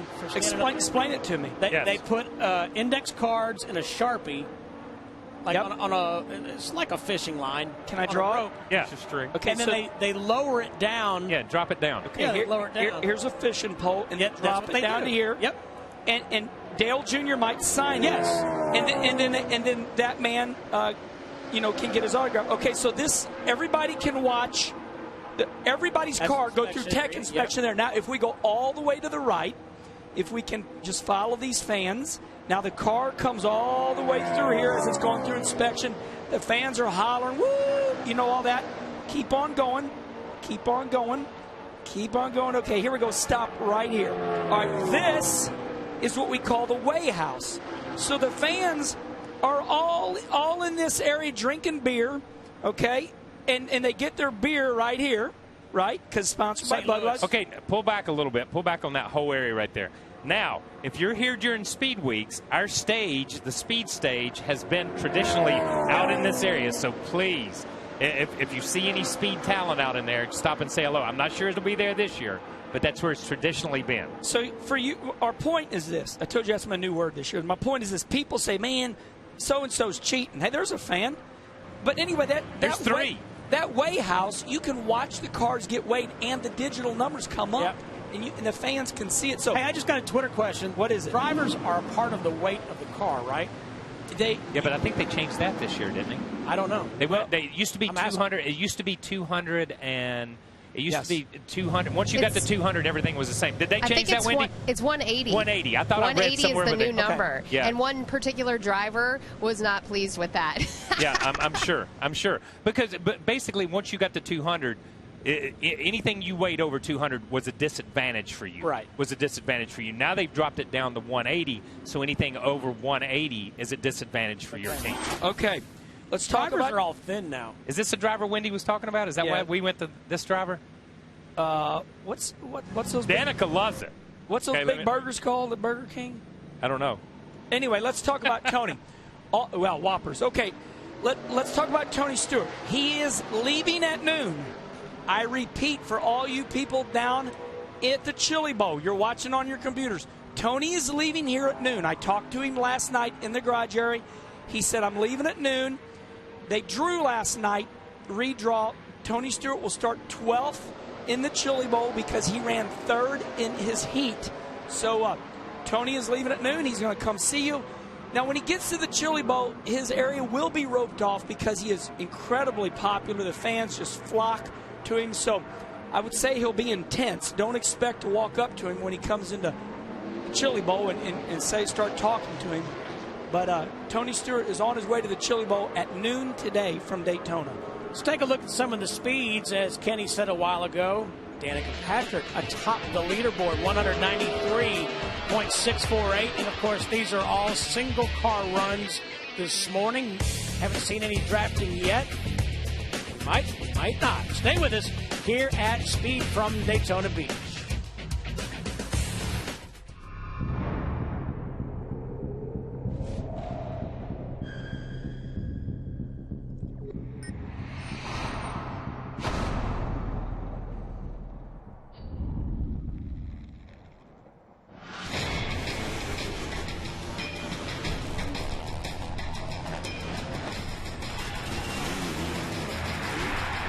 Monster Energy Supercross Phoenix, tonight 9:30 Eastern, live on Speed. The future of racing is here. Speed 2. The first ever online racing network, where viewers can stream live and archived events. Adrenaline-packed original programming. It's fantastic. And the ultimate collection of premier international racing series. Speed2.com. The future of motorsports entertainment. Get ready for the collector car auction that set the bar. Barrett Jackson, the one and only. Live from Scottsdale, see the most amazing cars, all up for grabs, all in one place. Barrett Jackson, January 15th at 7 Eastern, only on Speed. Gearheads unite. Speed's Monday night lineup was built just for you. Important part of hot rodding, arm out the window. Learn the tricks of the trade, from restoration, to customization, to innovation. That is how they relate to you. Get in touch with your masculine side, with the network that shares your passion for getting it done. Turn up the juice, see what shakes loose. Monday night, starting at 8 Eastern, only on Speed. Rusty Wallace translated success on the short tracks of the Midwest into stardom on the premier circuit of stock car racing.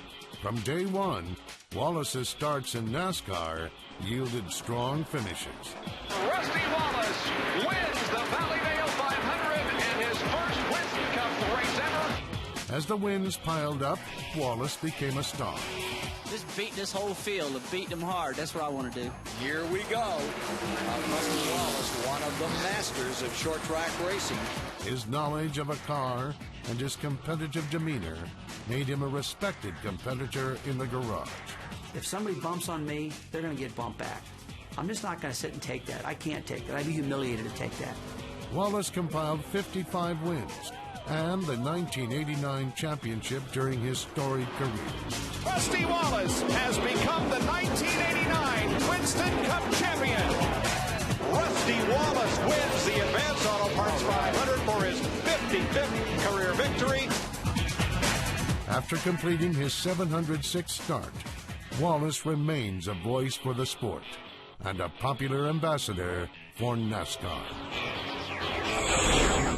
You know, that's the one thing about Rusty. He just never said what was on his mind. You know, he was so quiet about. No, just kidding. You got to love Rusty's candor. There's a third-generation Wallace racer and Stephen Wallace down here for the test, talking to one of the legendary Woods. And Friday, February 8th, 7:30 Eastern Time, you can see Rusty Wallace along with Buck Baker, Cotton Owens, Herb Thomas, and Leonard Wood get inducted into NASCAR's Hall of Fame. Be one of these select few that are in NASCAR's Hall and have received NASCAR's top honor. Now, a lot of honors are going to this new race car, but one of the unknowns is this inspection process, Matt. A lot of guys don't quite have this laser setup back at the shop to know what they're going to expect once they get to the racetrack. Yeah, there's a lot of things new. And laser beam.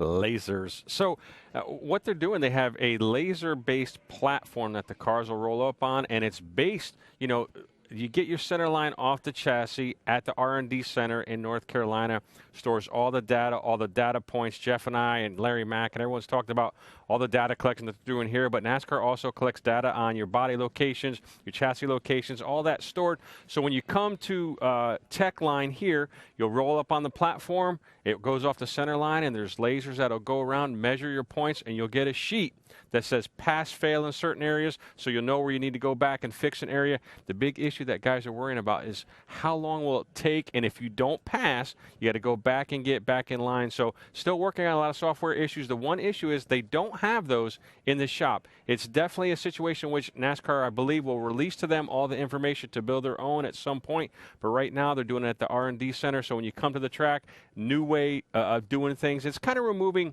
any human error. You got to trust the computer and the laser beam, and that's what you get. But also there's a situation that's trying to remedy where a couple years ago some of the innovators of the sport figured out that if they put that rear end of the car, if they shifted it over to the side, and it looked pretty weird, it looked like it was crab walking down the front stretch because the rear end was so far out to the right, it made it turn better. And NASCAR said, wait a minute, we're skewing those bodies way too much. We want them back in. Well, and I think it just allows them to take a little bit more control of the car. We got Jeff Hammond in the studio with us here. He's going to be joining us in a second. But guys like him who were very creative in their engineering. Creative, yes. Yeah, and it's good, though. It's innovation. It's survival. It's survival.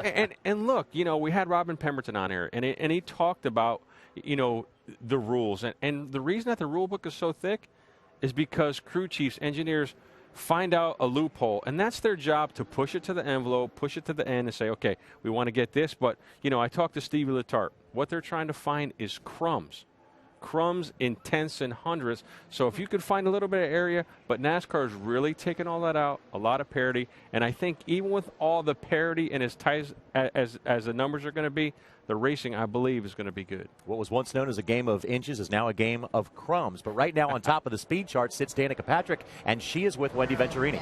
Well, thank you, Johnny. You guys, a lot of the fans on Twitter have been requesting to hear from the fastest driver here at Daytona testing this morning, Miss Danica Patrick. So, Danica, what are your thoughts from what we saw yesterday in that crazy draft and the wreck, and then I know a little bit more boring testing plan stuff today? Well, it definitely the drafting sent a few people home for forced reasons, and I think some of them probably were just done.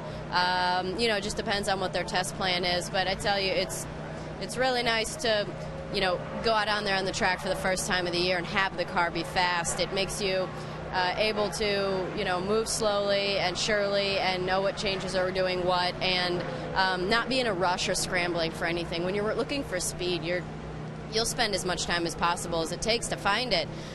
So we're in a really good place, and it's really, I'm flattered that people are excited for me, but it's really about the team. It is. It's what they built. It's the engine, it's the car, it's the aero, it's the drag, it's everything. It's all that stuff that they've been working on all winter, and so that we can go out there in qualifying, and if we don't qualify in the top 6, then you just gotta hope you don't get in a crash in the duel. Oh, I know, and I know that's going to be crazy at Speed Weeks. Yeah, is that how it works? Is that so? If you crash in the duel, you're out, right? Unless you're in the top 6, right? Yeah, and all these rules, of course, NASCAR made a lot of the starting grid announcement yesterday, so a lot of people didn't even know how they were starting the Daytona 500 since yesterday.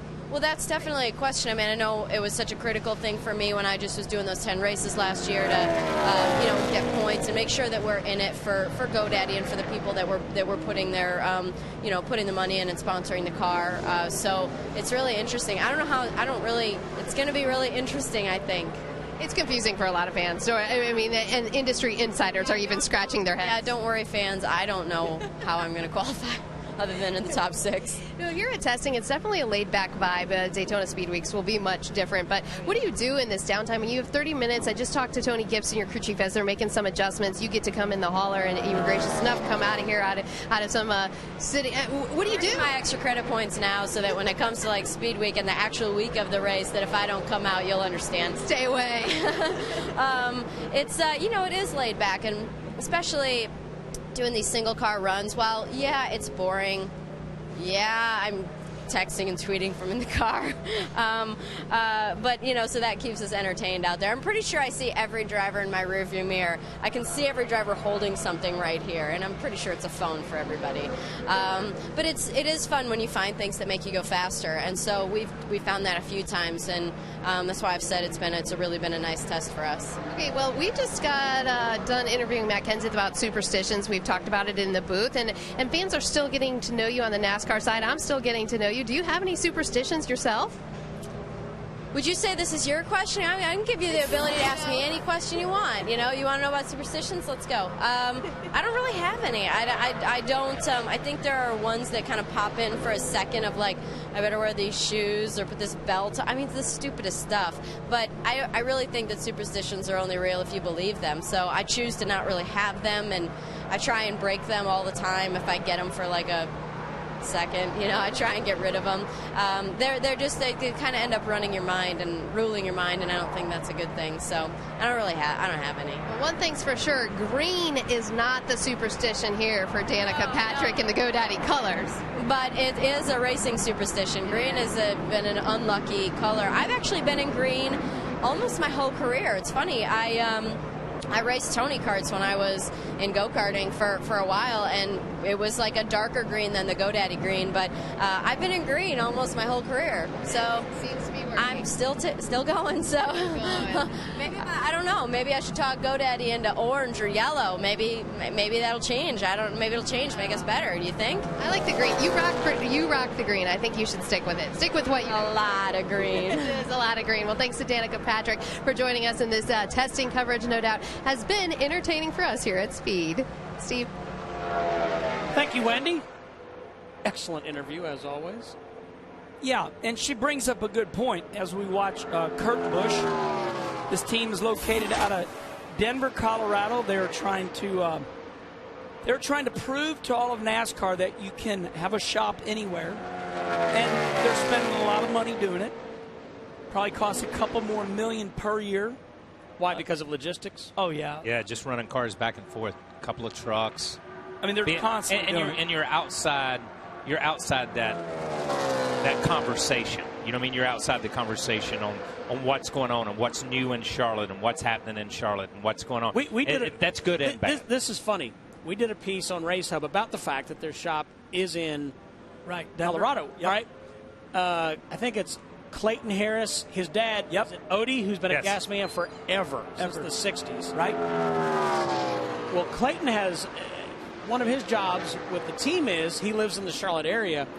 They run a furniture truck from Colorado that delivers furniture to Charlotte, and then his job is to put racing parts and pieces on that furniture truck when it goes back. Yeah. And they've been pretty good. I mean, Russell just said Todd Barrier is out there now. Obviously, Kurt Busch is out there now. They've been pretty good at hiring people in the know and in that circle and bringing them out there. And there's two trains of thought on that. If you look at Bill Elliott when they dominated and did all their stuff, Dawsonville, Georgia. Oh my God, that you couldn't be any more off the beaten path. You look at Junior Johnson, Wilkesboro. Richard Petty and those guys, Petty Enterprises, Level Cross, Richard Childress when Earnhardt was winning everything, Welcome, North Carolina. And we go back to the Wood brothers in Stewart, Virginia. Everybody was so spread out. Charlotte seemed to consolidate everything, and all the talent moved there. And as it's a deep talent pool there of fabricators and mechanics and vendors and everybody else. And when something new comes out or something happens, you know it. You know it weeks before it's ever going to hit the market. You have it weeks before anybody else has it. So they're a little bit outside of that. They're in the universe, but they're a little bit. They're a satellite out there somewhere. Yeah, but I think the point, Kyle, as we look at Tony Stewart, the point with the number 78, the furniture row car, is why are they so convicted to doing it so far away? Well, what is the deal? I think it's obviously the owners, the furniture company, and the furniture company. Obviously, and you worked with them, you know more. But I think obviously for them, they feel like it's our team, it's Denver's team, and I like that. I like that part of it. I like that part from a NASCAR standpoint to say Denver, Colorado has a NASCAR team. How cool is that? That is. Remember when Ray Mock and those guys Bob Ridley and Butch Mock and Bob Ridley. Yeah, they used to race out of Miami. Now, I want you to get this. We're 500 miles to Charlotte from here. They're another 250, 300 miles to their shop. They had to go 800 miles to Charlotte to race, where everybody else was going 15 miles. You know what I mean? And the only racetrack they were close to was Daytona. They had to come up out of Florida and get back in the continental United States. I mean, really, when you start looking at it, to race Charlotte, Wilkesboro. And all those races were around Charlotte then. You know, you had 10 or 12 races. There's Todd Barrier right there on the left going through the computer. But I think when you look at it, it's not that it can't be done. You know, used to all movies were made in Hollywood. Now they're made everywhere. Don't get me wrong. But it costs a lot of money to travel and hire people and do things. And I think when you look at it, they've done a tremendous job through the years. And how long have they been in existence, Kenny? Well, I was their first Cup driver, I believe, in, 06. So we're looking at 6 or 7 years. They've done a really good job of establishing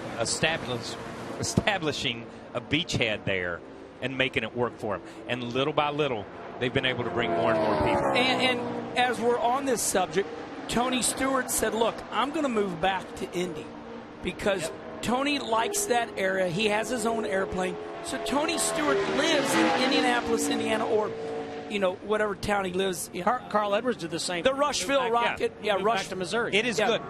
I will say this, and growing up in level cross and being over there and having people that came to work in level cross believed in what you were doing. They wanted to be there. They believed in people that went to work in Dawsonville, Georgia, believed in Bill and Ernie Elliott and what they were doing. And there's a sense of loyalty when you're away. And I think that's what the 78 team has. Those guys that go to work there, there's a sense of loyalty to that team. And that's important. They're not going to cross the street for 25 cents or an hour. You know what I mean? They're not going to roll their toolbox out. Yep. And you're able to step away from that pool of NASCAR talk all the time. You know, everywhere you go in Charlotte, you see somebody that works on a team or that you run into. It's just that kind of city. Yep. You know, Wendy and Danica were talking about how to qualify for the Daytona 500, and it is a bit confusing. And let's look at the screen here. As you know, we've seen the Biff rolling down. He's going to make a qualify. The top did not change. The first place did not change. Positions 1 and 2, two fastest cars qualified. That's it. It's always been that way. Then the twin 150s are a huge deal this year because you lock in basically the top 14, the dual 150s. You take the top 14, then you go provisionals from 2000 last year's points, and then a recent champion. People ask, and Kyle, I know you've been through this. Yes. Positions 33 through 36. I used to think that was interesting because if you got caught up in a wreck. in the back then they were called the twins. Yes. That was your safety net. That was your safety net. If you run a good time. Yeah, if you and it didn't necessarily have to be a great time because when you start looking at this positions 3 through 32nd, which is 14 or 15 positions, when you look at it plus first and second place, then let's say you finish 16th. So you missed that 30 to 32nd. But you had the fourth fastest time. You make the race in that next position. You're able to follow them. But if all those guys in front of you that qualified faster than you, if they make the race, the 28th position on speed may make the race. Didn't one year, I remember there was a huge wreck in the Twins. Yes. Lake Speed started it, and you were driving the peak car. Oh, gosh. Yeah, I missed the race. I think you got an Eddie Bishop. Eddie Bishop, yeah. Drove Eddie's car. We finished 10th. Eddie started the race. And it's funny you said that, and I want to mention something real quick here. Buddy Parrott was the crew chief on that car at the time. And Buddy Parrott was the crew chief on one of the most historic races here when the King won his 200th race. And I just got a text from Brad Parrott. His sister passed away. So my condolences to the Parrott family. Man. Todd was down here yesterday. Glad he got to go back and all that stuff. Jackie Mann passed away. And that's sad. But it is, that kind of ties all that together because Buddy Parrott was the first time that I had an opportunity to work with Buddy as a crew chief during that time and driving that car. And my father worked with him when they won their 200th race. So that's great family. The reason we're showing Greg Biffle right now is he is making a qualifying run. His team pushed him all the way out to pit road in order to keep the motor cool. So as Greg Biffle comes off at turn 4 here, They are now, it's late in testing. It's the third day, and he's coming to the stripe, and this is going to be his qualifying run. Boom, it's going to pop up to the monitor here, and right now the Biff is 9th quick at a 46.72. Now, Trevor Bayne made his qualifying run about 10 minutes ago. He's at a 46.70. It's safe to say it's showtime. Everybody knows they're getting ready to go home here at the end of this day. Now they're going to see what kind of speeds they have for the Daytona 500 qualifying. Want to mention, too, one driver we have not spoken much about. Josh Wise is in the 38 car. He is 19th overall. Oh, boy, he has become a workout freak. Yeah. I was driving from the hotel, and he was running this morning with long socks all the way up to his knees, headphones, and, I mean, he was sweating. So Josh, he's become quite the athlete. Yeah. Let's go to Hermie Sadler, also a noted athlete. Yeah. Well, thank you, Steve. And catching up with Trevor Bayne, you've been sitting here a long time. What's going on? You know, I'm just sitting here in the car. I got my phone playing a little BMX game or something. I don't know. I've just been hanging out with the guys. So it's easier than getting in and out all the time. We're just making qualifying runs. So it's about 10 minutes between each run, and sit here and hang out.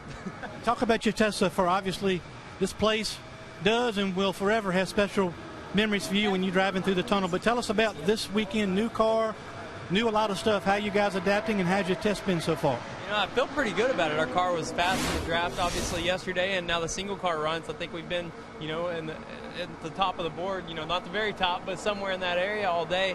And it's hard to tell what everybody's doing here, how hard they're pushing their cars or what they've got, but I think they've done a really good job. This is actually the chassis that I raced at Talladega last year, and we were running fourth, ran out of fuel at the very end. It's just got a new body on it, so I'm really comfortable with this car. Just don't know what to expect yet. You know, yesterday in the draft, it was a little bit squirrely. Definitely got really tight on me a couple times. So I think handling is going to be a big deal with these new cars, and we'll just have to work on when we get back here to Speed Weeks. I know you do a lot of stuff on Twitter. Some people on Twitter have asked, even though you've won the Daytona 500, what is your status coming back in February with this team as far as qualifying? What do you have to do to get in the race? We're pretty much like a go-or-go homer still, like we were at the end of last year. You know, you think when you win a 500, all of a sudden you're guaranteed in for life, and you're not. So we've got to make it on time, and then if not, then I think it goes to points. I'm not sure exactly how that works. We were talking about it last night, but that's why we're putting a lot of effort into qualifying here, you know, this week while we're trying to get the car the best we can for that qualifying run. Because if you qualify good, you're on the front row, you're locked in. So that's kind of our goal right now. I got one of the quotes my dad uses a lot sometimes is, sometimes life just ain't fair. Last night at the hotel, I saw Trevor. I just got out of the gym, sweating like a mule, and I look like I do. And he's in the lobby whiffing down all the cookies in the lobby of the hotel, and you look like you do. What's up with that? You weren't even sweating. I don't know how far you ran or what you did, but it's only 2 minutes, but I can say I went to the gym. I went after that. You inspired me, so I ran about 3 miles around the beach. But yeah, that cookie, you know, it was pretty good. I was hoping you'd grab one too, so I wouldn't feel so bad about it. Yeah, then he went to dinner. Didn't invite me to dinner either, but we'll make up for that next time as well. Trevor Bayne, working on qualifying, has to get in on speed, so these guys are hard at it. And he got engaged in the offseason. How about that? How about this? That's dangerous. This is good for him. On January 26th, America's premier endurance race, the Rolex 24 at Daytona, live on Speed on this famous racetrack. Champions are born and legends are made. Don't miss exclusive coverage of the Rolex 24 at Daytona, January 26th, live and only on Speed. Kevin Harvick at Speed on the high banks, and we go down to the studio and Johnny. Well, Steve, you mentioned legends. Our legendary crew chief, Jeff Hammond, has just come back from the garage area with 2 words for us: tedium and monotony. Yeah. Yep. Bored, too. Yeah. Boredom, too. Yeah, the thing is, JR, you know, we keep talking about, we've been here for 3 days now. This is our 3rd day. And really what's going on in this garage, more continuation of single car runs. A lot of drivers, a lot of crew chiefs right now are having to tell themselves, focus. We're almost there. Focus. Because it is, folks, we are looking, and I heard Matt Clark use the analogy, we're looking for crumbs. Now we're looking for that needle in the haystack. It's that kind of a test. You're trying to find little things that will make your car faster. Little things that, I mean, even drivers and crew chiefs can't measure sometimes about what they feel or even a stopwatch until you put it all together. So many crew chiefs right now want to put these cars in a qualifying trim do what they know will make the cars go faster, but the engineers are saying, no, you can't change what we've already done. They've established baselines. They're continuing to work through that checklist we keep talking about. Final day is always the hardest because the driver wants to race. He wants to go back out there and have drafting practice, but they all know they can't get in a hurry and mess up their test. And that's what a lot of guys did when they got caught up in that big crash the other day. They needed to run in the draft. They needed to get that kind of data. But when they crashed out, a lot of teams went, whoa, we got to finish what we started. I had a crew chief talking about drafting, and drafting for the drivers, we talked a lot about data collection, but drafting was the payoff for the drivers. They go do the single car runs. They sit on pit road for 20 minutes, 30 minutes at a time just so they can go drafting. That's their payoff. Like, now they're racing, right? Yeah. So let me tell you a story real quick. Okay. So one of the crew chiefs, I'm walking through the garage, you're going to be drafting. Yeah, we're going to do this. We're going to do that. He goes, I told my driver in the morning that we're going to draft this afternoon.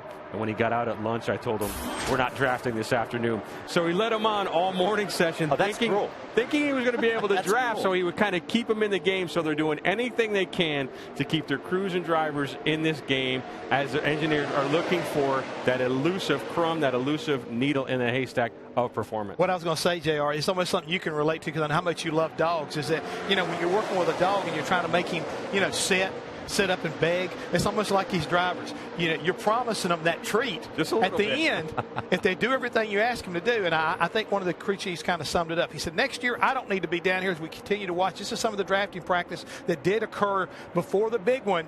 And everything was looking pretty good early on in this drafting practice. Everybody was kind of being respectful. But as soon as everybody thought they figured it out, that's when we had the trouble. But going back, what I was saying is that next year, I'm not coming down here, neither is my driver. We're going to send a test driver and an engineer to do all this stuff. I said, they don't need me. They've got a list. All they got to do is just follow. You know who did that last year? Who? Chad Knaus, remember? That's right. He was on vacation. That's right. Chad Knaus took a trip. He said, you know what? Ron Malik and the group's going to handle it. They did a good job, but at the same time, if you look at Jimmy's Super Speedway record, maybe Chad should have come down here. I don't know. We'll see. But, there's been years past when Tony Stewart as a driver would sit this out because he said it is simply a waste of my time to be here. Mike McLaughlin would drive that car for Joe Gibbs Racing, but now as an owner, Tony's down here. I was going to say before an owner. Yes, before he became an owner, but that just tells you exactly what the goal is down here for this test. Well, the goal is get information, new data on this car. There's so much, that's new about this car that everybody will agree. We can't make it better until we totally understand it. And this is a part of the equation that right now a lot of these teams, a lot of drivers would like to know more about is what do we need to do? Because I think with a driver, where he feels he's his best is figuring out what the air is going to do when he gets out of a big pack of cars. And he needs to understand where the limits are. We found out after Friday's catastrophe where that limit was at that point in the time. But talking to several drivers that were involved, including Carl Edwards, he said, I saw it coming before it ever happened, but he couldn't avoid it because everything happened so quickly down that back straightaway. Guys, one thing that I like to point out is, for years NASCAR said, okay, we're going to help cut back on costs because of this economic downturn. They said, okay, we're going to cancel testing at Daytona. But NASCAR, now not just because of the new car, okay, because last year was the car tomorrow. NASCAR said, we got to go back to testing because we feel like when we canceled testing, we lost our luster, like there was no more buildup. So I want to be very clear. Testing is back also to help build our sport back up. There was just that theory that no testing in Daytona, Kyle. Yeah. Made it to where nobody thought it was big anymore. And no testing period is bad. And in the big world of racing, the word racing and cost saving never should be put in the same sentence. Okay, it just doesn't go together. I'm sorry, that's just the way it is. Because if you give me X number of dollars to race, I'm gonna spend every dime of that plus a little more. And what these teams did. And what they discovered, instead of going to the racetrack, was their simulation programs came along. And they spent millions of dollars on their simulation programs. What testing does is allow them hard data to be able to put in their simulation programs. So it's that combination of the two. And I do believe allowing these teams to go to different racetracks, and choose different places that they want to go. They come to Daytona. There's fans here. Fans come out and watch this. We're you know, on the internet right now. It'll be on Speed TV this afternoon. All the testing will. But if they go to Texas and test, that helps Eddie Gossage and Texas Motor Speedway. If they go to Phoenix and test, Kyle, if they go to Bristol, it helps the teams, but it also helps the sport and the tracks. I think it helps the product. But yes, you know it does. But you know what the NFL has been genius about? People talk about the NFL all year long. Yes. Preseason. It's preseason. The draft, everybody wants to talk about the draft, the combine. It's year round. You know, NFL plays 4 games that don't matter, but but it's a big deal. I mean, but Kenny, that's what I was going to say, and I think that's what we're talking about here. This is our preseason. Right. This is our opportunity to kind of like show what you can anticipate when we get back down here in the real deal. And unfortunately, we've seen in NFL games and some Major League Baseball games or basketball when they're having that preseason tune-up, guys get hurt. So down here in testing, we crash cars. Yeah. That is part of who we are. I mean, we don't deliberately go out here and wreck one another in a test session because you say, hey, you're testing. Why did you run into me? Well, last year you could do that, and where Dale Jr. hit Marcus Ambrose, that was kind of like the norm. Hey, Jeff, I'm going to ask Kyle and Kenny a question, and I want you to jump in here. You know, all this conversation about testing, all right? I understand if you have a test driver, right, who's not your normal driver, running single car laps. But does it do you any good to have a test driver when they're running in the pack? I mean, I don't. No, well, the answer to that is yes and no. Depends on how good your test driver is. Okay, exactly. And that's exactly my point. And we've gone back and we spoke of this a couple of times. Dave Marcus would come and test for Earnhardt down here. Dave Marcus also was the guy that Jay Signori and those guys chose to set up the IROC cars for all the drivers. And Jim Sauter, of all the drivers that run. Dave Marcus was an incredible test driver. He could give you feedback and really good feedback. So if you have a driver that can give that type of feedback and a test driver that can do that. Buddy Baker used to go with Ryan Newman and help him, and Buddy was a test driver the latter part of his career for a lot of different teams. So I think if you have a driver with experience that can give you that feedback, yes, the answer to that question is yes. If you just put somebody who's coming up through the ranks, just to get them seat time, no, it's not going to help the team as much. I don't. The one thing I want to interject right here, Kyle, is from a crew chief standpoint, I don't think my driver is getting that experience of understanding the air. Yes. And those kind of things about what the car, as far as when it pulls up. I don't expect the test driver to give me that kind of feedback. That's what I'm getting at. That's what I think there is his yes-no answer. Yes. I would rather have my driver in that car every time around, even though he doesn't like it, JR or Kyle. That's part of what you're getting paid to do. Yeah, and you've got to be there with me. You're going to have to suffer right along with everybody else doing this test. Exactly, because here's the other thing. This would be like, I want you to, let's compare it to the NFL since we were talking the NFL. What if every NFL team went into preseason practice and their quarterbacks didn't have to show up?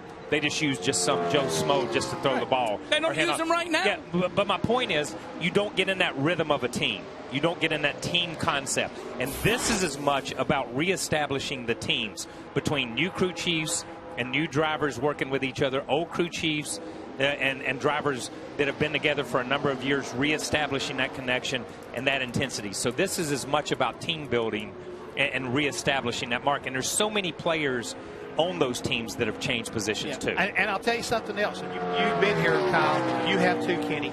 If a test driver had spun Marcus Ambrose out, the King would have been livid. Okay? Am I wrong about that? I mean, there's a little bit of a consolation saying Dale Earnhardt Jr. made a mistake versus saying Joe Brown just wrecked my race car. Yeah, exactly. I agree with that. Let me ask you a question. Practice? You guys talking about practice? Hey, let me stir the pot here because me and Kyle love doing this, and this question is to you two down there. Do you think because Dale Earnhardt Jr. caused that wreck, do you think everybody ignored it? Do you think if some other driver would have caused that, it wouldn't have been, it wouldn't have been a big deal? Do you think he got a break because he's so popular? No, I think not because of his popularity, it's because of his experience. Right. He made a legitimate mistake, and you talk to any driver down there, everybody thought you could do the same thing you did in 2012 with this new race car. There was a mistake made, and we talked about the fact you couldn't get up on somebody's back bumper. Right. This is old school. This is back in the day, 1989, when we won the Daytona 500, and go watch. Darrell Waltrip didn't bump in the back anybody. He had a separation between the car in front of him, and he used a slingshot and momentum and helped from somebody else pushing him behind to make a lot of moves. Yeah, I think it's a throwback. You've got to go back and rethink how these cars work, where the air is being disturbed at. And I think because of the fact of his experience, everybody said, whoop, we got to be careful. We saw some near misses, but when Dale Jr. made that mistake, that's what it was. It was a legitimate racing incident with a new car.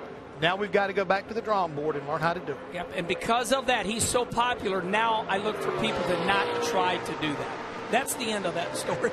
All right, we got to take a quick break here on Preseason Thunder, but when we come back, we still have much more testing for you from Daytona. We'll take it to noon here on Speed.com, then we switch over to the broadcast network. We're not packing it in yet. We still got a lot to come your way with testing today on the broadcast network at Speed at 1.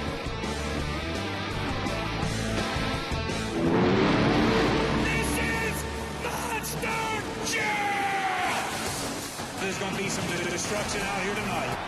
Dig in. My goodness. Unbelievable. Check this out. This is non-stop here, Sam. Oh, my. What a scene. Doesn't get any better than that. Watch Monster Jam all season long, only on Speed. America's premier endurance race. The Rolex 24 at Daytona is live on Speed. Great battle here. On this world-famous track, champions are born. Unbelievable stuff. And legends are made. This is what Grand Am Racing's all about. Exclusive coverage of the Rolex 24 at Daytona begins January 26th at 3 Eastern, live on Speed. Get ready for the collector car auction that set the bar. Barrett Jackson, the one and only. Live from Scottsdale, see the most amazing cars. All up for grabs, all in one place. Barrett Jackson, January 15th at 7 Eastern, only on Speed. The future of racing is here. Speed 2.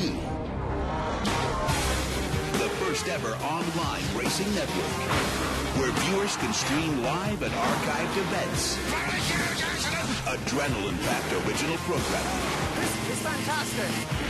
And the ultimate collection of premier international racing series. Speed2.com. The future of motorsports entertainment. Herb Thomas is a NASCAR pioneer who has found a new generation of fans thanks to the reanimation of the fabulous Hudson Hornet. The checkered flag. Herb Thomas wins his third Southern 500. Truly a remarkable performance. Thomas drove the Hudson Hornet to championships in 1951 and 53. Friday, February 8th, 7:30 p.m., only on Speed. Celebrate the careers of Buck Baker, Cotton Owens, Herb Thomas, Rusty Wallace, and Leonard Wood. You know, Kyle, I've taken nothing away from anybody, but I'm really glad that Cotton Owens, Herb Thomas, some of the early, the pioneers. I love watching that old footage, but I'm glad, like Buck Baker, same thing. Definitely so. I'm a huge proponent for the guys that built the foundation of this sport and laid those initial bricks, being put in the Hall of Fame first. Well, it's just like when you did the interview with Raymond Parks. Yes. I mean, it was just fascinating stuff. What a life. Yeah. Nobody knows who he is. Nobody knows who he is. The guy that in Atlanta, until he passed away, and a liquor store that he owned, convenience store, had the very first Cup Championship trophy, the NASCAR Championship Car Owners Trophy, sitting on his desk in that office. Red Byron drove for it. And you'd walk in and there sat that trophy. And when I walked in, I was struck by the fact that I thought, without him, there is no Richard Petty. There is no Rick Hendrick. There is no Jeff Gordon. Because not only did he have a car, was a car owner, financially he invested with Bill France, helped keep the company afloat, helped keep NASCAR afloat in those early years to get us to where we are. So without a guy like that, there is no NASCAR. Yeah. It goes away in the early 50s. So his story is an incredible story. I can't wait until we get to a point where people realize how important Raymond Parks was in voting him. And I'm also glad this year, not because I'm a broadcaster, but that Ken Squire and Barney Hall are getting in. Yes. Because here's something that people don't know. If it weren't for Ken Squire, we still may not have races live on television. Yeah, exactly. He convinced CBS to do the 1979 Daytona 500 live, flag to flag. Kyle and I were talking about this, Kenny. It used to be on, shortened clips on the Wide World of Sports. That was it. Yeah, that's all you got. Saturday afternoon, you'd get the first lap, last 5. I might point out real quick, Trevor Bayne, this is his qualifying lap again. He just moved up to 4th. Once again, this is a very serious time for him. He moves up to 4th at a 46.60, 193 mile an hour. He has to qualify for the Daytona 500. He is not locked in. Hermie Sadler patiently waiting for us to quit telling stories. Well, I like hearing y'all's stories. Thank I'm not you, sure Hermie. Trevor is all impressed with them because he can't hear them.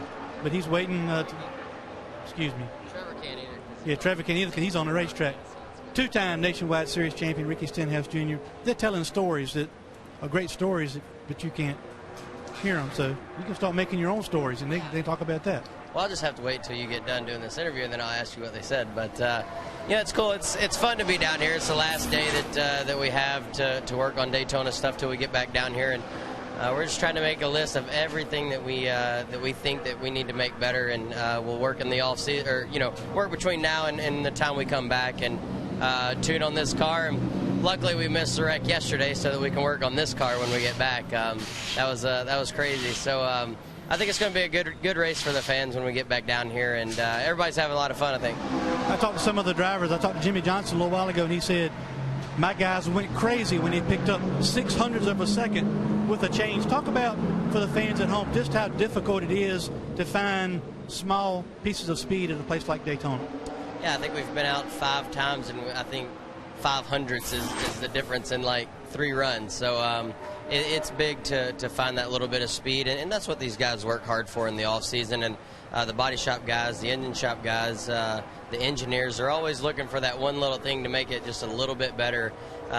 If you have a lot of little things, it equals to be a lot. And these Best Buy guys are working very hard, and I wish I could give more input because I would like to be able to help, but these guys are pretty smart, so we'll let them do it. Let me tell you, from a driver's perspective, Daytona's cool. Now, they'll be calling on you when we get to Darlington, to pick it up there. But last question, what is you guys playing? I assume you're planning to stay this afternoon. What's your plan for the next 4 hours on the racetrack after lunch to maximize your time here at the racetrack?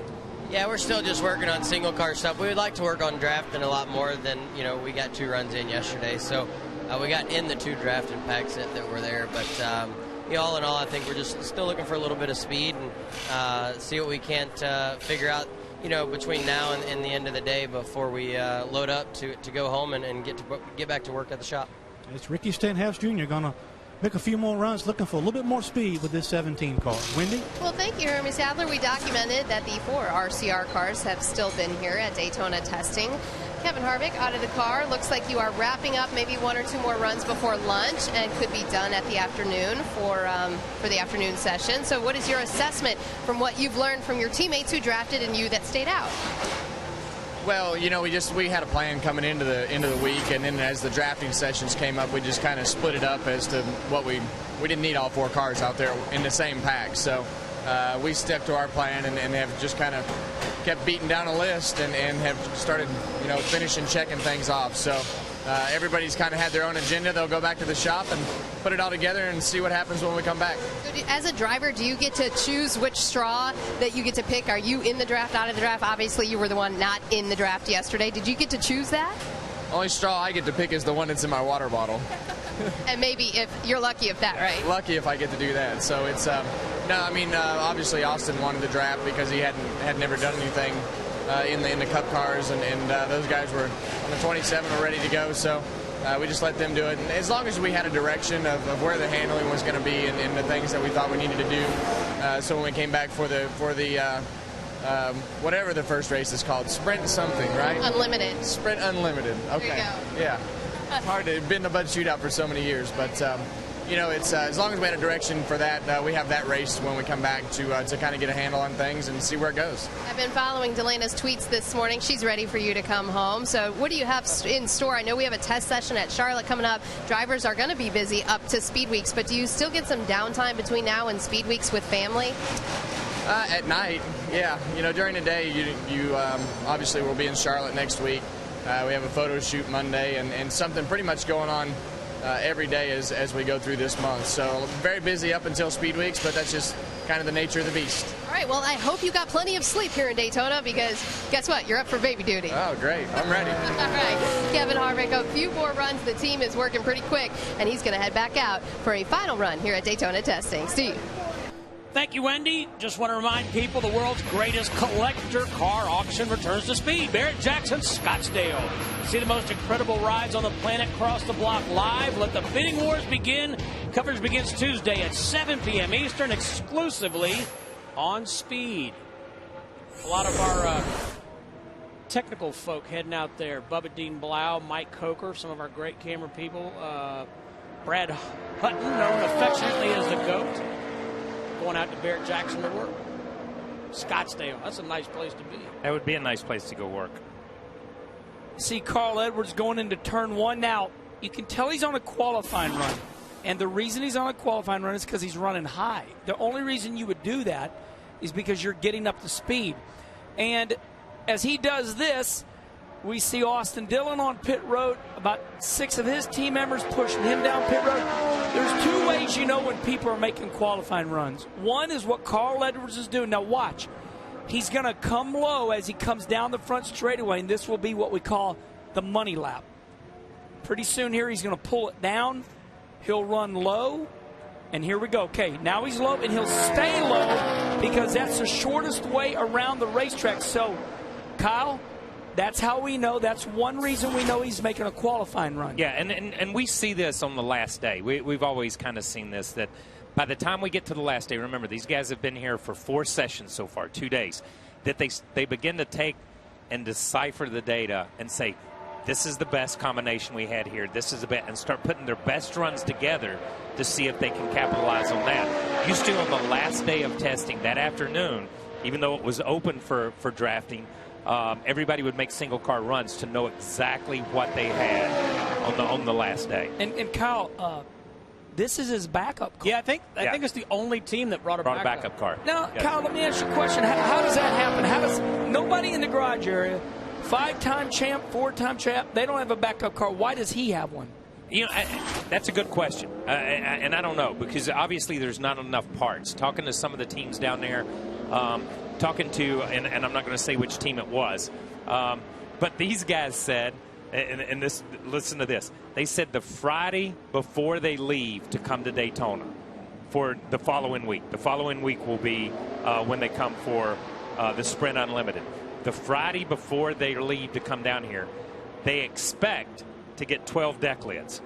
Wow. Okay. Now, having said that, they don't have those 12 deck lids right now, and they're bringing 11 cars to Daytona.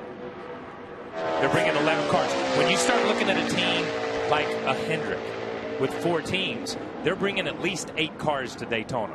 You know what I mean? And a lot of teams will bring a couple of other cars. So when you start looking at guys that are part of that type of organization where they've got to work for, they're helping other teams and doing stuff like that, that many cars will be at Daytona connected to that organization. And when you look at it, that's a pretty bold statement, or a pretty strong statement to say we're not even getting deck lids for these things. So it's really, you know, there's just not a lot of parts and pieces out there. We've documented that through the 3 days. And guys, part of the reason is that some of these cars are still in production, and Jeff Hamner and I joked about what in production means they're not finished, but they're not finished simply because they didn't want to get these Speedway cars totally assembled until the final rules package comes out and everything is complete, because you get these cars together, then you got to take them back apart, and the fabrication to get these things together, although they're all stamped out, is still quite a bit of work to get these things finished. So the folks that I talked to said they have cars on the plate, they're in different processes, but they didn't want to bring backup cars. They didn't want to bring a bunch of cars down here because that means they would have to undo if any major changes were done. So kind of calculating, and some of these cars, even Robert Pemberton said it yesterday on the broadcast with us, not all of them have official stamped serialized parts on their cars, but they meet the specs. So as the parts come available, they'll get on the cars, and then they'll get their backup cars built. So just a long backlog as getting this, car turned over to this new body style. That's good stuff, Matt. Now, as we're looking at Austin Dillon here, he's coming to the checkered flag. Austin is with a very famous team, RCR, so he assumes he will get in the Daytona 500 on speed. Now here he is. He goes up to 5th quick at a 46.61, a speed of 193 mile an hour. Timing is important in life, so he is assuming, like I said, hey, I'll be in the Daytona 500. He's not in the points, so he has to qualify his way in. But as you see water spewing out, that's from the motor overheating because he's making a qualifying run. But isn't it interesting, gang, how I'm with a big team. I'm going to be okay. But what happens if a transmission breaks in qualifying? Yeah, that's what. Look, so many times, and we were talking yesterday. I came down here one year, had to get in on speed, rolled off the end of pit road, and the belt came off. Oh. So you break a motor before you ever get to turn one. No oil pressure. So many small things. You can't overlook the little things. And that's what happens. No matter what kind of team you're with, anything can go wrong. I've seen the Wood brothers come down here, have one of the fastest cars in practice, and just go a little bit more. Remember when we used to drain rear end grease out? Oh, so yeah. It was less drag, and drain too much out, and the gear burns out on the second lap, and you get no time. Did you have any indication that the motor was going to let go? Marty Snyder, that's the stupidest question I've ever been asked in my life. Hey, we were talking about that the other day, picking on Marty Snyder. Sorry about that. Yeah, and what we got is we got right now on the timing chart, 4th Trevor Bayne, 5th Austin Dillon. That's the little race here before noon today. Those two, Trevor Bayne, Austin Dillon, are not in the Daytona 500, so those two are kind of looking at each other. They want to out-qualify each other and lock themselves in on speed. Yeah, good point. And Russell just handed me something here, which I think we should clarify, and that's good. And Matt did a great job of explaining the parts and pieces and all this stuff and the various stages of where the cars are. And Russell had a question, and it's like, so if the parts meet specs, why can't the teams use them? If NASCAR gives you a file and says the deck lid has to be this wide, this long, this flat, all these things, why can't you use them? And it's because the NASCAR parts have approved parts numbers. Okay, when you take your chassis over, it has a number. They give it a number. They give all these things numbers now. And they have parts numbers. Just like if you go to the Chevy dealership or the Dodge dealership or the Ford, there's a file number on that. Those numbers have to be stamped in these parts, just like the tires have a code number on them. Everything has a number and is traceable. So that keeps teams from taking, and we saw it a few years ago when a few teams kind of slid out to the side and made their own roof flaps, if you remember the roof flaps that we had. And that was a safety issue. It's the same thing with all these other parts. It becomes a mandatory issue, but it also becomes a safety issue for these things, that the parts have to come through the NASCAR distribution channel to the teams. That's a good question, Russell. We're looking at Austin Dillon here. Austin, let's see if he's smiling or not. He's got to be happy. He's up there around Trevor Bayne. These are the young guns going at it, but Trevor Bayne is one up on him because Trevor Bayne has won the Daytona 500, and Austin Dillon looking to lock himself in the Daytona 500. We've seen Tony Stewart, and there's Trevor Bayne. This is the future of the sport, obviously. NASCAR putting a push on these young drivers' areas. Look at there, he's actually watching us right now. If you can zoom in on that, he's not tweeting. He's watching. Is he playing a game? No. What is he doing there? Is that a game, guys, or is he watching? I think he's playing a game. Now, it appears to be. Yeah, he's playing a little game, and that's the point. What NASCAR's trying to do. NASCAR is saying, okay, look, we're going to spend all this money on marketing because these kids play games all the time. Yeah, I tell you what, I'm old, but I remember when David Pearson and Cale used to sit in their car and play video games. Yeah, right. Okay, real quick. Everybody down at the Chili Bowl, I know you're on your feet right now. This is it. He's going to make a run, and then he's headed your way. Yep, and let the drama begin. Oh, there's goosebumps right now. Tony's going to make a run right now. This will be his last time on the track, and he will start 12th. We got a good Twitter question for you, K-Dub. Oh, I can't wait. Here, what is it? Will this car create better racing at the 1.5-mile tracks and short tracks? They say so. Let me explain to you why. Okay, you can leave. Well, I need a still shot somewhat to explain it. I'm going to tell you why this car. Why do you think it will be? Well, I'm going to tell you. Tell me why. Well, first of all, because they're going to make the spoiler. Tell me why. Okay, back out a little bit, cameraman. Okay, right here. Stop right there. When we go to the 1.5 miles, this spoiler is going to go way higher. Okay? This spoiler is going to go up, way up here. Going to give a lot of downforce, okay? Now let's go to the front of the car. Okay, here we go. Now when we go to the 1.5 miles, okay, right there. This splitter is going to be way longer. And not just that, but it's going to be bigger underneath the car. It's going to suck the front end of the ground. We're going to have a bigger spoiler in the back, and then watch this. The car is going to be 150 pounds lighter, and that means that it's going to go faster because it's going to be lighter. Now, hold on. The left side of the car is going to be 50 pounds lighter, and the right side is going to be 100 pounds lighter. So that means the car is going to go faster through the corner. That's going to enable us to run softer tires, okay, because there's not as much weight on the right side. I'm going to argue with you when you get I want you to. Right? And they're hoping to have side-by-side racing. Now, I'm looking you in the face. They're hoping to. And I'm with you. And here's what I'm going to say. Everything you say is exactly right. You look how tall that spoiler. Look how tall that spoiler is compared to what Kenny just showed you. And look how long that splitter sticks out the front. What I'm hearing, talking to different drivers and different teams, is this. These cars are wicked fast. On a mile and a half, lots of downforce. Lots of downforce. Wicked fast. And I think what we get into sometimes, and I'm going to say this, and this is once again, this is just an opinion for everybody out there. Don't start screaming at me. Being fast doesn't necessarily mean better racing. Some of the greatest races I've ever seen are 75 miles an hour on the local short tracks. I agree. Okay, that's great racing. Speed and racing don't necessarily correlate. I agree. Okay, you can race at any speed. What we want to see is down side-by-side racing. These guys being able to tuck in under each other, make moves. The drivers drive the cars and do stuff. I hope that we get to a point with the drop-off in the tires and some of this stuff where the car and the downforce overcomes the softer tires and overcomes some of that, and we do see that type of racing. I think these guys are extremely excited to be going back to Charlotte, to be able to test some of this stuff again and see. But I think they were all amazed at how fast this car was when they got to Charlotte.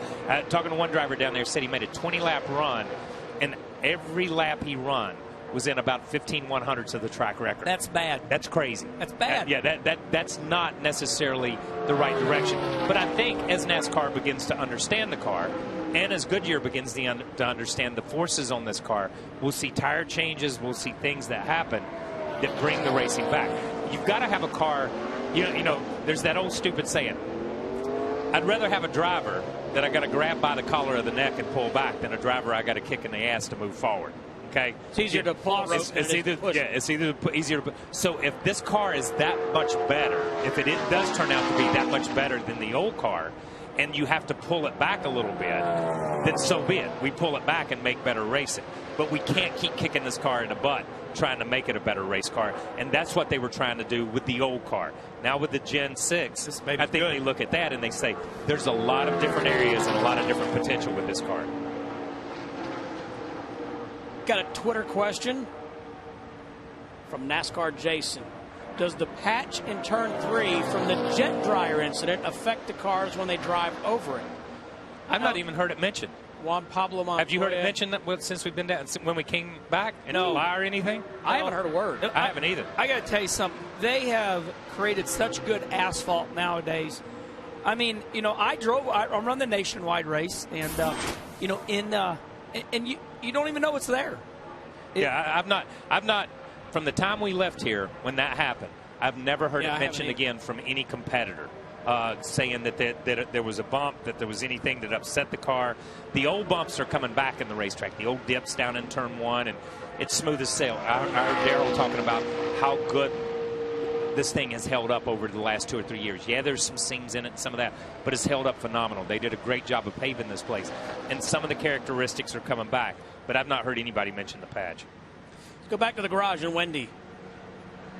Thanks, Steve. I am with Austin Dillon, who has just changed out of his driver uniform, as you can tell, in his street clothes, because he's going to be headed back to North Carolina. Done for the day at Daytona testing. Austin, you guys changed engines yesterday before the draft. Tell me what you were working on yesterday versus today. I think they just wanted to swap engines out to see if one was better or not, and we got to draft that motor a lot yesterday too. So today we made some more mock runs, and that last run was really good. I was really happy with the team on that one. We kind of put everything together and went out for a full blast, and it was a good wrap, and I think we're going to come back from what our teammates have learned and trying to put everything together to qualify into the Daytona 500. What's it been like for you to be involved in a Cup test like this? And I know you only have a couple Cup races right now scheduled, but it's still got to be pretty exciting for you, pretty cool feeling. It is. It's awesome to be out there with a bunch of my heroes that I watched when I was growing up, and now being able to out there and draft with them yesterday, that was really awesome. And just trying to learn as much as I can before we come back here in February. All right, now I know, is hunting season over with? Tell me, you're a hunter, right? So in January, what do you have going on? What do you have left on your time agenda for away from the racetrack? Well, hunting season's pretty much over, but the good thing is from here on to Daytona, we're going to be busy with racing, just doing different things for sponsors, and then NASCAR's got a lot of media days scheduled, so we'll be really busy. All right, can you tell us any insight what races you might be doing for Cup next for 2013? I said next year, 2013. Yeah, well, Daytona 500's first, and then I think we're going to run for the 51 car with Phoenix Racing at Vegas, and I think we're going to have a few more coming soon. We're just waiting on an announcement. All right, while you're talking, I'm getting Kenny Wallace has a question, wants to know if you're going to race at Volusia on dirt this year. Oh, yeah, Team Dillon Racing will be down there. We got both of our modifieds coming, and we also, Brendan Gaughan's going to run down there with us, so we got some more competition, Kenny. It's going to be fun. All right, Kenny Wallace, looking forward to all of that. And let's check in with Hermie Sadler. Thank you, Wendy. A lot of racing going on at Speed Weeks. Want to get a quick update on the 78 car of Kurt Busch. I wanted to come down and speak to Kurt, but he's been in the race car for the last about an hour and a half, making run after run. Why? Because this race team is also loading up to head home after the lunch break. They're not going to run this afternoon, and one of the reasons why is they were telling me, Todd Berry, the company plane that's used by the 78 car every January goes back in for its maintenance and all that. So these guys are flying commercial, and so they're going back this afternoon to head back to Colorado. But on the racetrack, they're very pleased with their test. They like the speed, they like the changes they've made, and those of you who are not 100% up to date on this 78 car, they get their chassis from Richard Childress Racing and the engine, but they hang their own bodies out in Denver, Colorado. So these guys are very pleased with what they've done, and been a very positive test, but they will be hitting the road at 12 o'clock. Thank you, Hermie. Thank you, Wendy, very much. Jeff Burton was fastest yesterday in the first practice. We get these funny tweets. There's one I'm looking at here. You know, the smart butts never use their real names. So we got 88 Race Warrior, 88 Race Diva. She won't put her name, but she says Kenny Wallace. So Junior is the only sum of his popularity. You should tell him that. You constantly talk about his popularity. It's because he is popular. I mean, what did I do wrong? You didn't do anything wrong.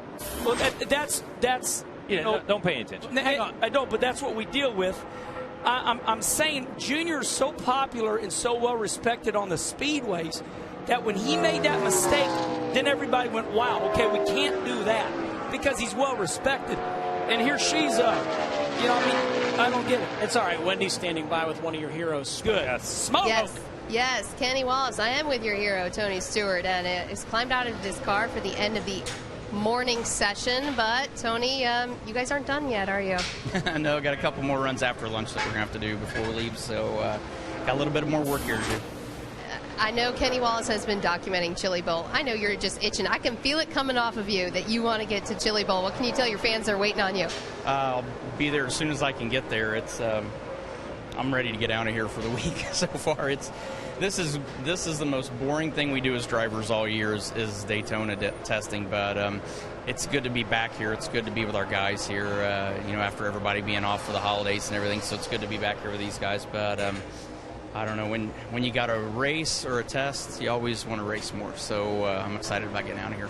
Yeah, I understand, but I do want to ask about testing. What did you kind of find out about the draft yesterday, what we saw with that wreck and how the cars are pushing? Have you been able to take away anything new with the Gen 6? It's not any different than it always has been. I mean, we saw that yesterday. It's the same thing when you put a bunch of cars in a wad like that. So, it just is what it is. It's restrictor plate racing, unfortunately. All right, so when you do get 1 or 2 more runs done, take us through the rest of your afternoon. I mean, I know you want to get out of here. Get a shower, go across the street to the airport, and fly to Tulsa. So, I don't know what time it'll be when we get there, but we got a lot of time. I mean, we're locked into the A main, so we probably don't have to do anything till 7 o'clock tonight, and we get an hour going that way. So we got plenty of time to get there. All right, well, your team wins the award at testing for playing the most pranks on the Speed TV crew and on each other, on the crew members here. So kudos for your crew for being a little bit of a jokester, much like their driver. Yeah, we do everything as a team. So. That's right. They learn well from Smoke. All right, Tony, good luck at Chili Bowl. And 1 more run for Tony Stewart, 2 more runs possibly. And obviously, race fans, he wants to head over to Tulsa, but they're going to have to wait just a little bit longer. So guess what? You can tune in on Speed at 1 o'clock and watch Tony go back out there. You know, Kyle, he reminds me of you. And I mean, really, no, seriously.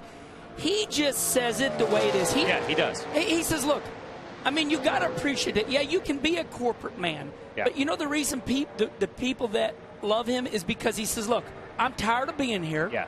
If I can practice or race, I'd rather race. I'd rather go to the Chili Bowl because we're going to race. Tonight, we're just practicing right now. You know, and that's what's good about him because he never – you know you're getting honest Tony. Totally honest. He's not giving you that PR spin. And as we see Kurt Busch right here out on the Speedway, and we talked earlier about the 78 car, and that's what's funny about this sport because Kurt will give you honest answers too. But people don't like Kurt for whatever reason. You know what I mean? And I don't know what it is because you get him away from the racetrack and set and touch.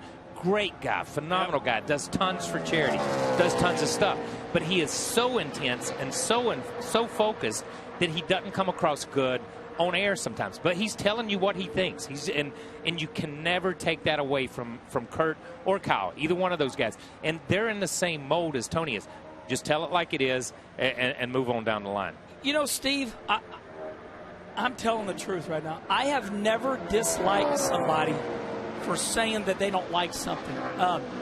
If they do something wrong to me, then I've got a problem with it. But I hear people say, I don't like this driver because he said he doesn't like the COT. Why would you dislike somebody that is stating their opinion? And they have nothing to do with you. Well, it's hypocritical, too, because we want drivers to be outspoken, and when they are, we hammer them. Yeah, we want them to show personality. It's like, don't be a clone. Show us some personality. And as soon as they show us some personality, they get hammered. They get hammered. They get hammered by the press. They get hammered by all the media. They get hammered by the fans. And it's like, and then in turn, the sponsors hear that. And that affects their living. That affects the way they do things. They're just regular people. If you walk in, remember this, 43 drivers in that garage area, okay? If I worked in a building with 43 people, there's people that I would go out to dinner with every night. There's people that I would be friendly with and acquaintances with. And there's people that I would work in but never want to see them outside the workplace. And that's the way those 43 drivers are. There's 43 personalities, and you have to respect that.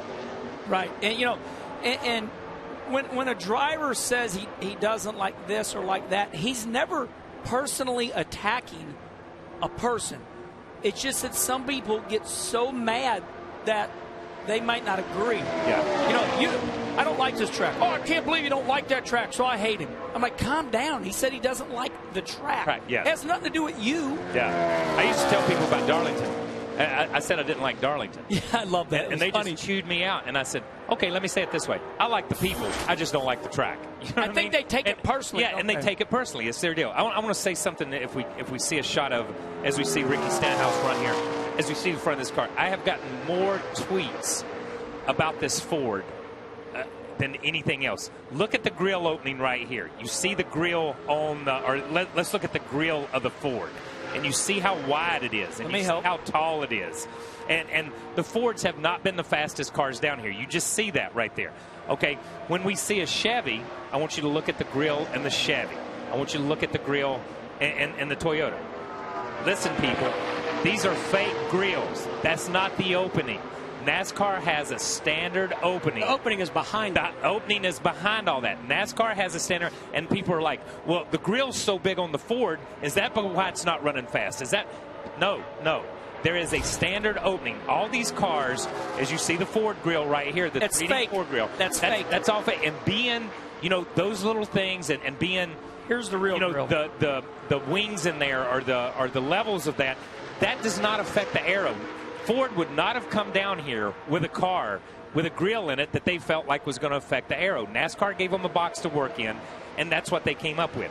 We see the Toyota right here of the 20 car of Matt Kenseth. And you look at it, these are decorative pieces. They're just decorative pieces that don't really affect the airflow and don't really affect the car from their drag number, because the opening is the same on every car. And these Toyota Camrys are fast right now. Matt Kenseth has been fast since he's been. You're looking at right now. He's the quickest at 100 Here's the Chevy 94 grill. mile an hour. Okay. And you see the Chevy opening. Okay. Or the Chevy grill. I won't say opening. You see the grill. That's fake. There's the real grill down here. The real is on the bottom. Okay, here it's we underneath. go. Thank you.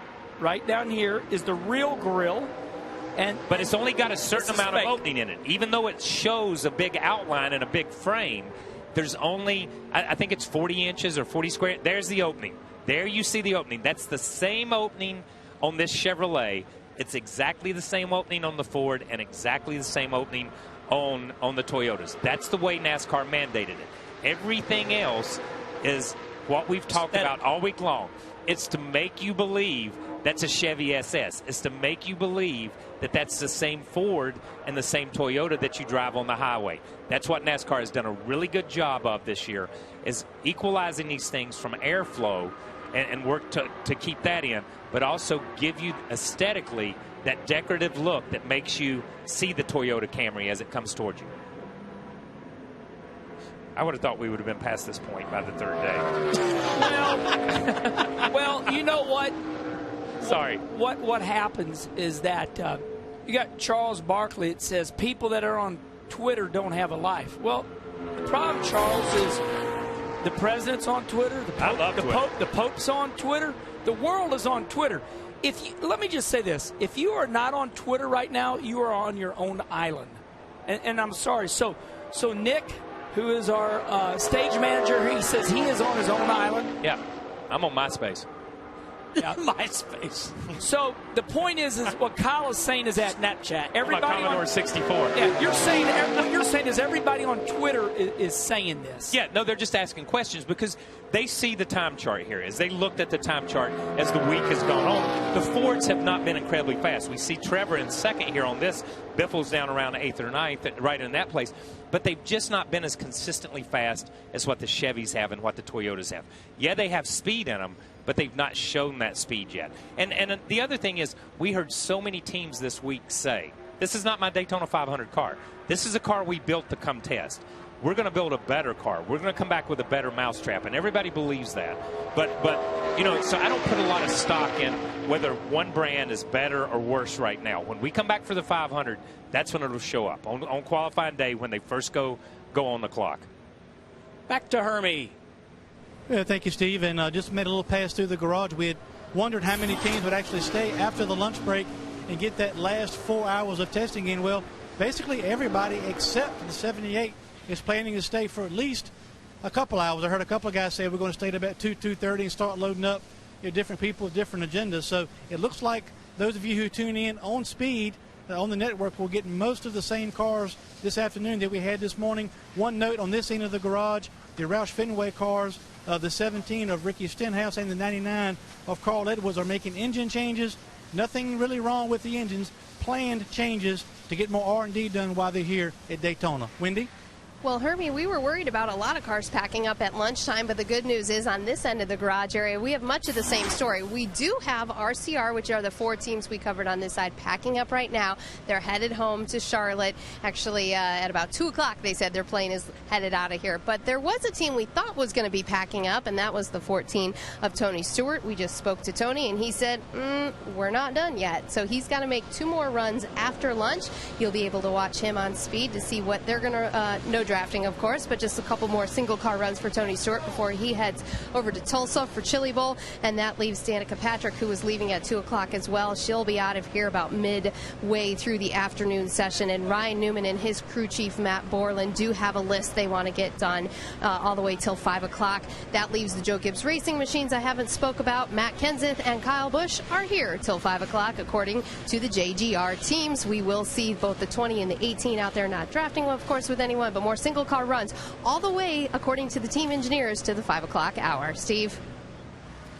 Thank you, Wendy and Hermie. Great job for all 3 days reporting from the garage. It's a tough job when they're making single-car runs and hanging out. We appreciate your patience and asking great questions. And as they both said, 1 o'clock Eastern, we'll switch over to the network. Well, I got a couple things to say as we end this. I've had a blast. This is my first time, Steve-O. You're a great guy. It was fun. Yeah, good luck to Justin Allgaier. He starts 8th in his B main. He's got to finish in the top 6 to make the Chili Bowl. So NASCAR's Justin Allgaier is 2 spots away from making the A main. I'll see everybody in Des Moines, Iowa, January 25th and 26th for a big go-kart race called Battle at the Barn. Okay. Tony Stewart run the go-kart race last year. That's all I got to say. Well, I'll see everybody whenever they see me. Oh, And stop it. Don't text or tweet me or bother me until I come back for the 500. Going back in my grumpy old hole, man. That's it. You do go in a hole, yeah, don't it's you? over with. Yeah, I hibernate, man. I don't like people. What? Oh, stop it. You do too. You love me. You, man. Love you. Matt Kenseth, the quickest in the morning session. Now, he wants to sneak out a little bit early so he can see kickoff. Yeah, he wants to see the Packers. That's why he's running 8 fast. p.m. He's like, Jimmy, Jason, we got it all covered, don't we? Yes. Good times posted by Trevor Bain, Danica Patrick. And these are all true times. And let's speak to this. These are not drafted times. What we saw late yesterday afternoon was a little bit false. They had Jimmy Johnson in 29th, but the first 27 cars were drafting cars. So he really wasn't 29th yesterday. But as we look at these guys who have run today, these are true qualifying times. Some of them are. Some of these guys are still making their single car, just regular runs. But a lot of these guys, as Kenny pointed out and everybody's pointed out, have pushed out on the line to make a true qualifying run. Well, boys, I had a blast telling stories. Yeah, it was fun. Time of my life. My plane takes off at 1:50. I'm headed back to Charlotte, North Carolina. Tip of the hat to little Jimmy Dickens. Sing a song for me. Yeah, just had to throw one more country legend out there before we leave. Yep, beautiful. Yeah. Let's go back to the Victory Lane studio and Johnny Roberts. Steve, thanks a lot. You know, the Daytona 500 is such a – you get a little Jimmy Dickens reference, and you've done okay, I think, for the entire week here at Daytona. But, you know, the Daytona 500 is so big, every part of it is magnified, and that includes getting the pole position. And the Daytona 500 pole is so big because you get to celebrate it for an entire week. Everybody else gets to celebrate the pole position for 2 days or even 1 day in some situations. Now, last year, the pole speed was 194.7 miles an hour, and that was turned in by Carl Edwards. Coincidentally, 194 was the top speed today in a single-car run, Jeff, from Matt Kenseth. Well, I think right now we're looking at some unseasonably warm weather here in Daytona for testing right now in January. Temperature should be a lot cooler. If the wind's not up, I really expect that speed to be broken as we come back down here. I think the teams will come back with slick paint jobs, a lot more horsepower, and those little details that some of these crew chiefs have been basically holding back, they'll be quicker when they get back here in February. So I expect that speed for that pole speed in 2012 to be broken. Well, speaking to your point about the Fords, they feel like they're the group that has to work the hardest this year at Speed Weeks. Last year, they were quick. We all talked about the Fords, right? They had the best cooling. This year, you talk to them, they're not concerned yet, but they feel like they have to work the hardest to get their speed where it needs to be. I want to say a special thank you to the folks that joined us on Speed.com throughout this test here in the morning sessions. We enjoyed communicating back and forth with you by way of Twitter, and we appreciate you being along for the ride with us as we witnessed some pretty interesting activity and a lot of single-car runs from the stars of NASCAR. And we do remind you, we will be back on the broadcast network of Speed for more Daytona Preseason Thunder at 1 o'clock today. We will have all 4 hours for you. If there is a lap turn here at Daytona, we got you covered.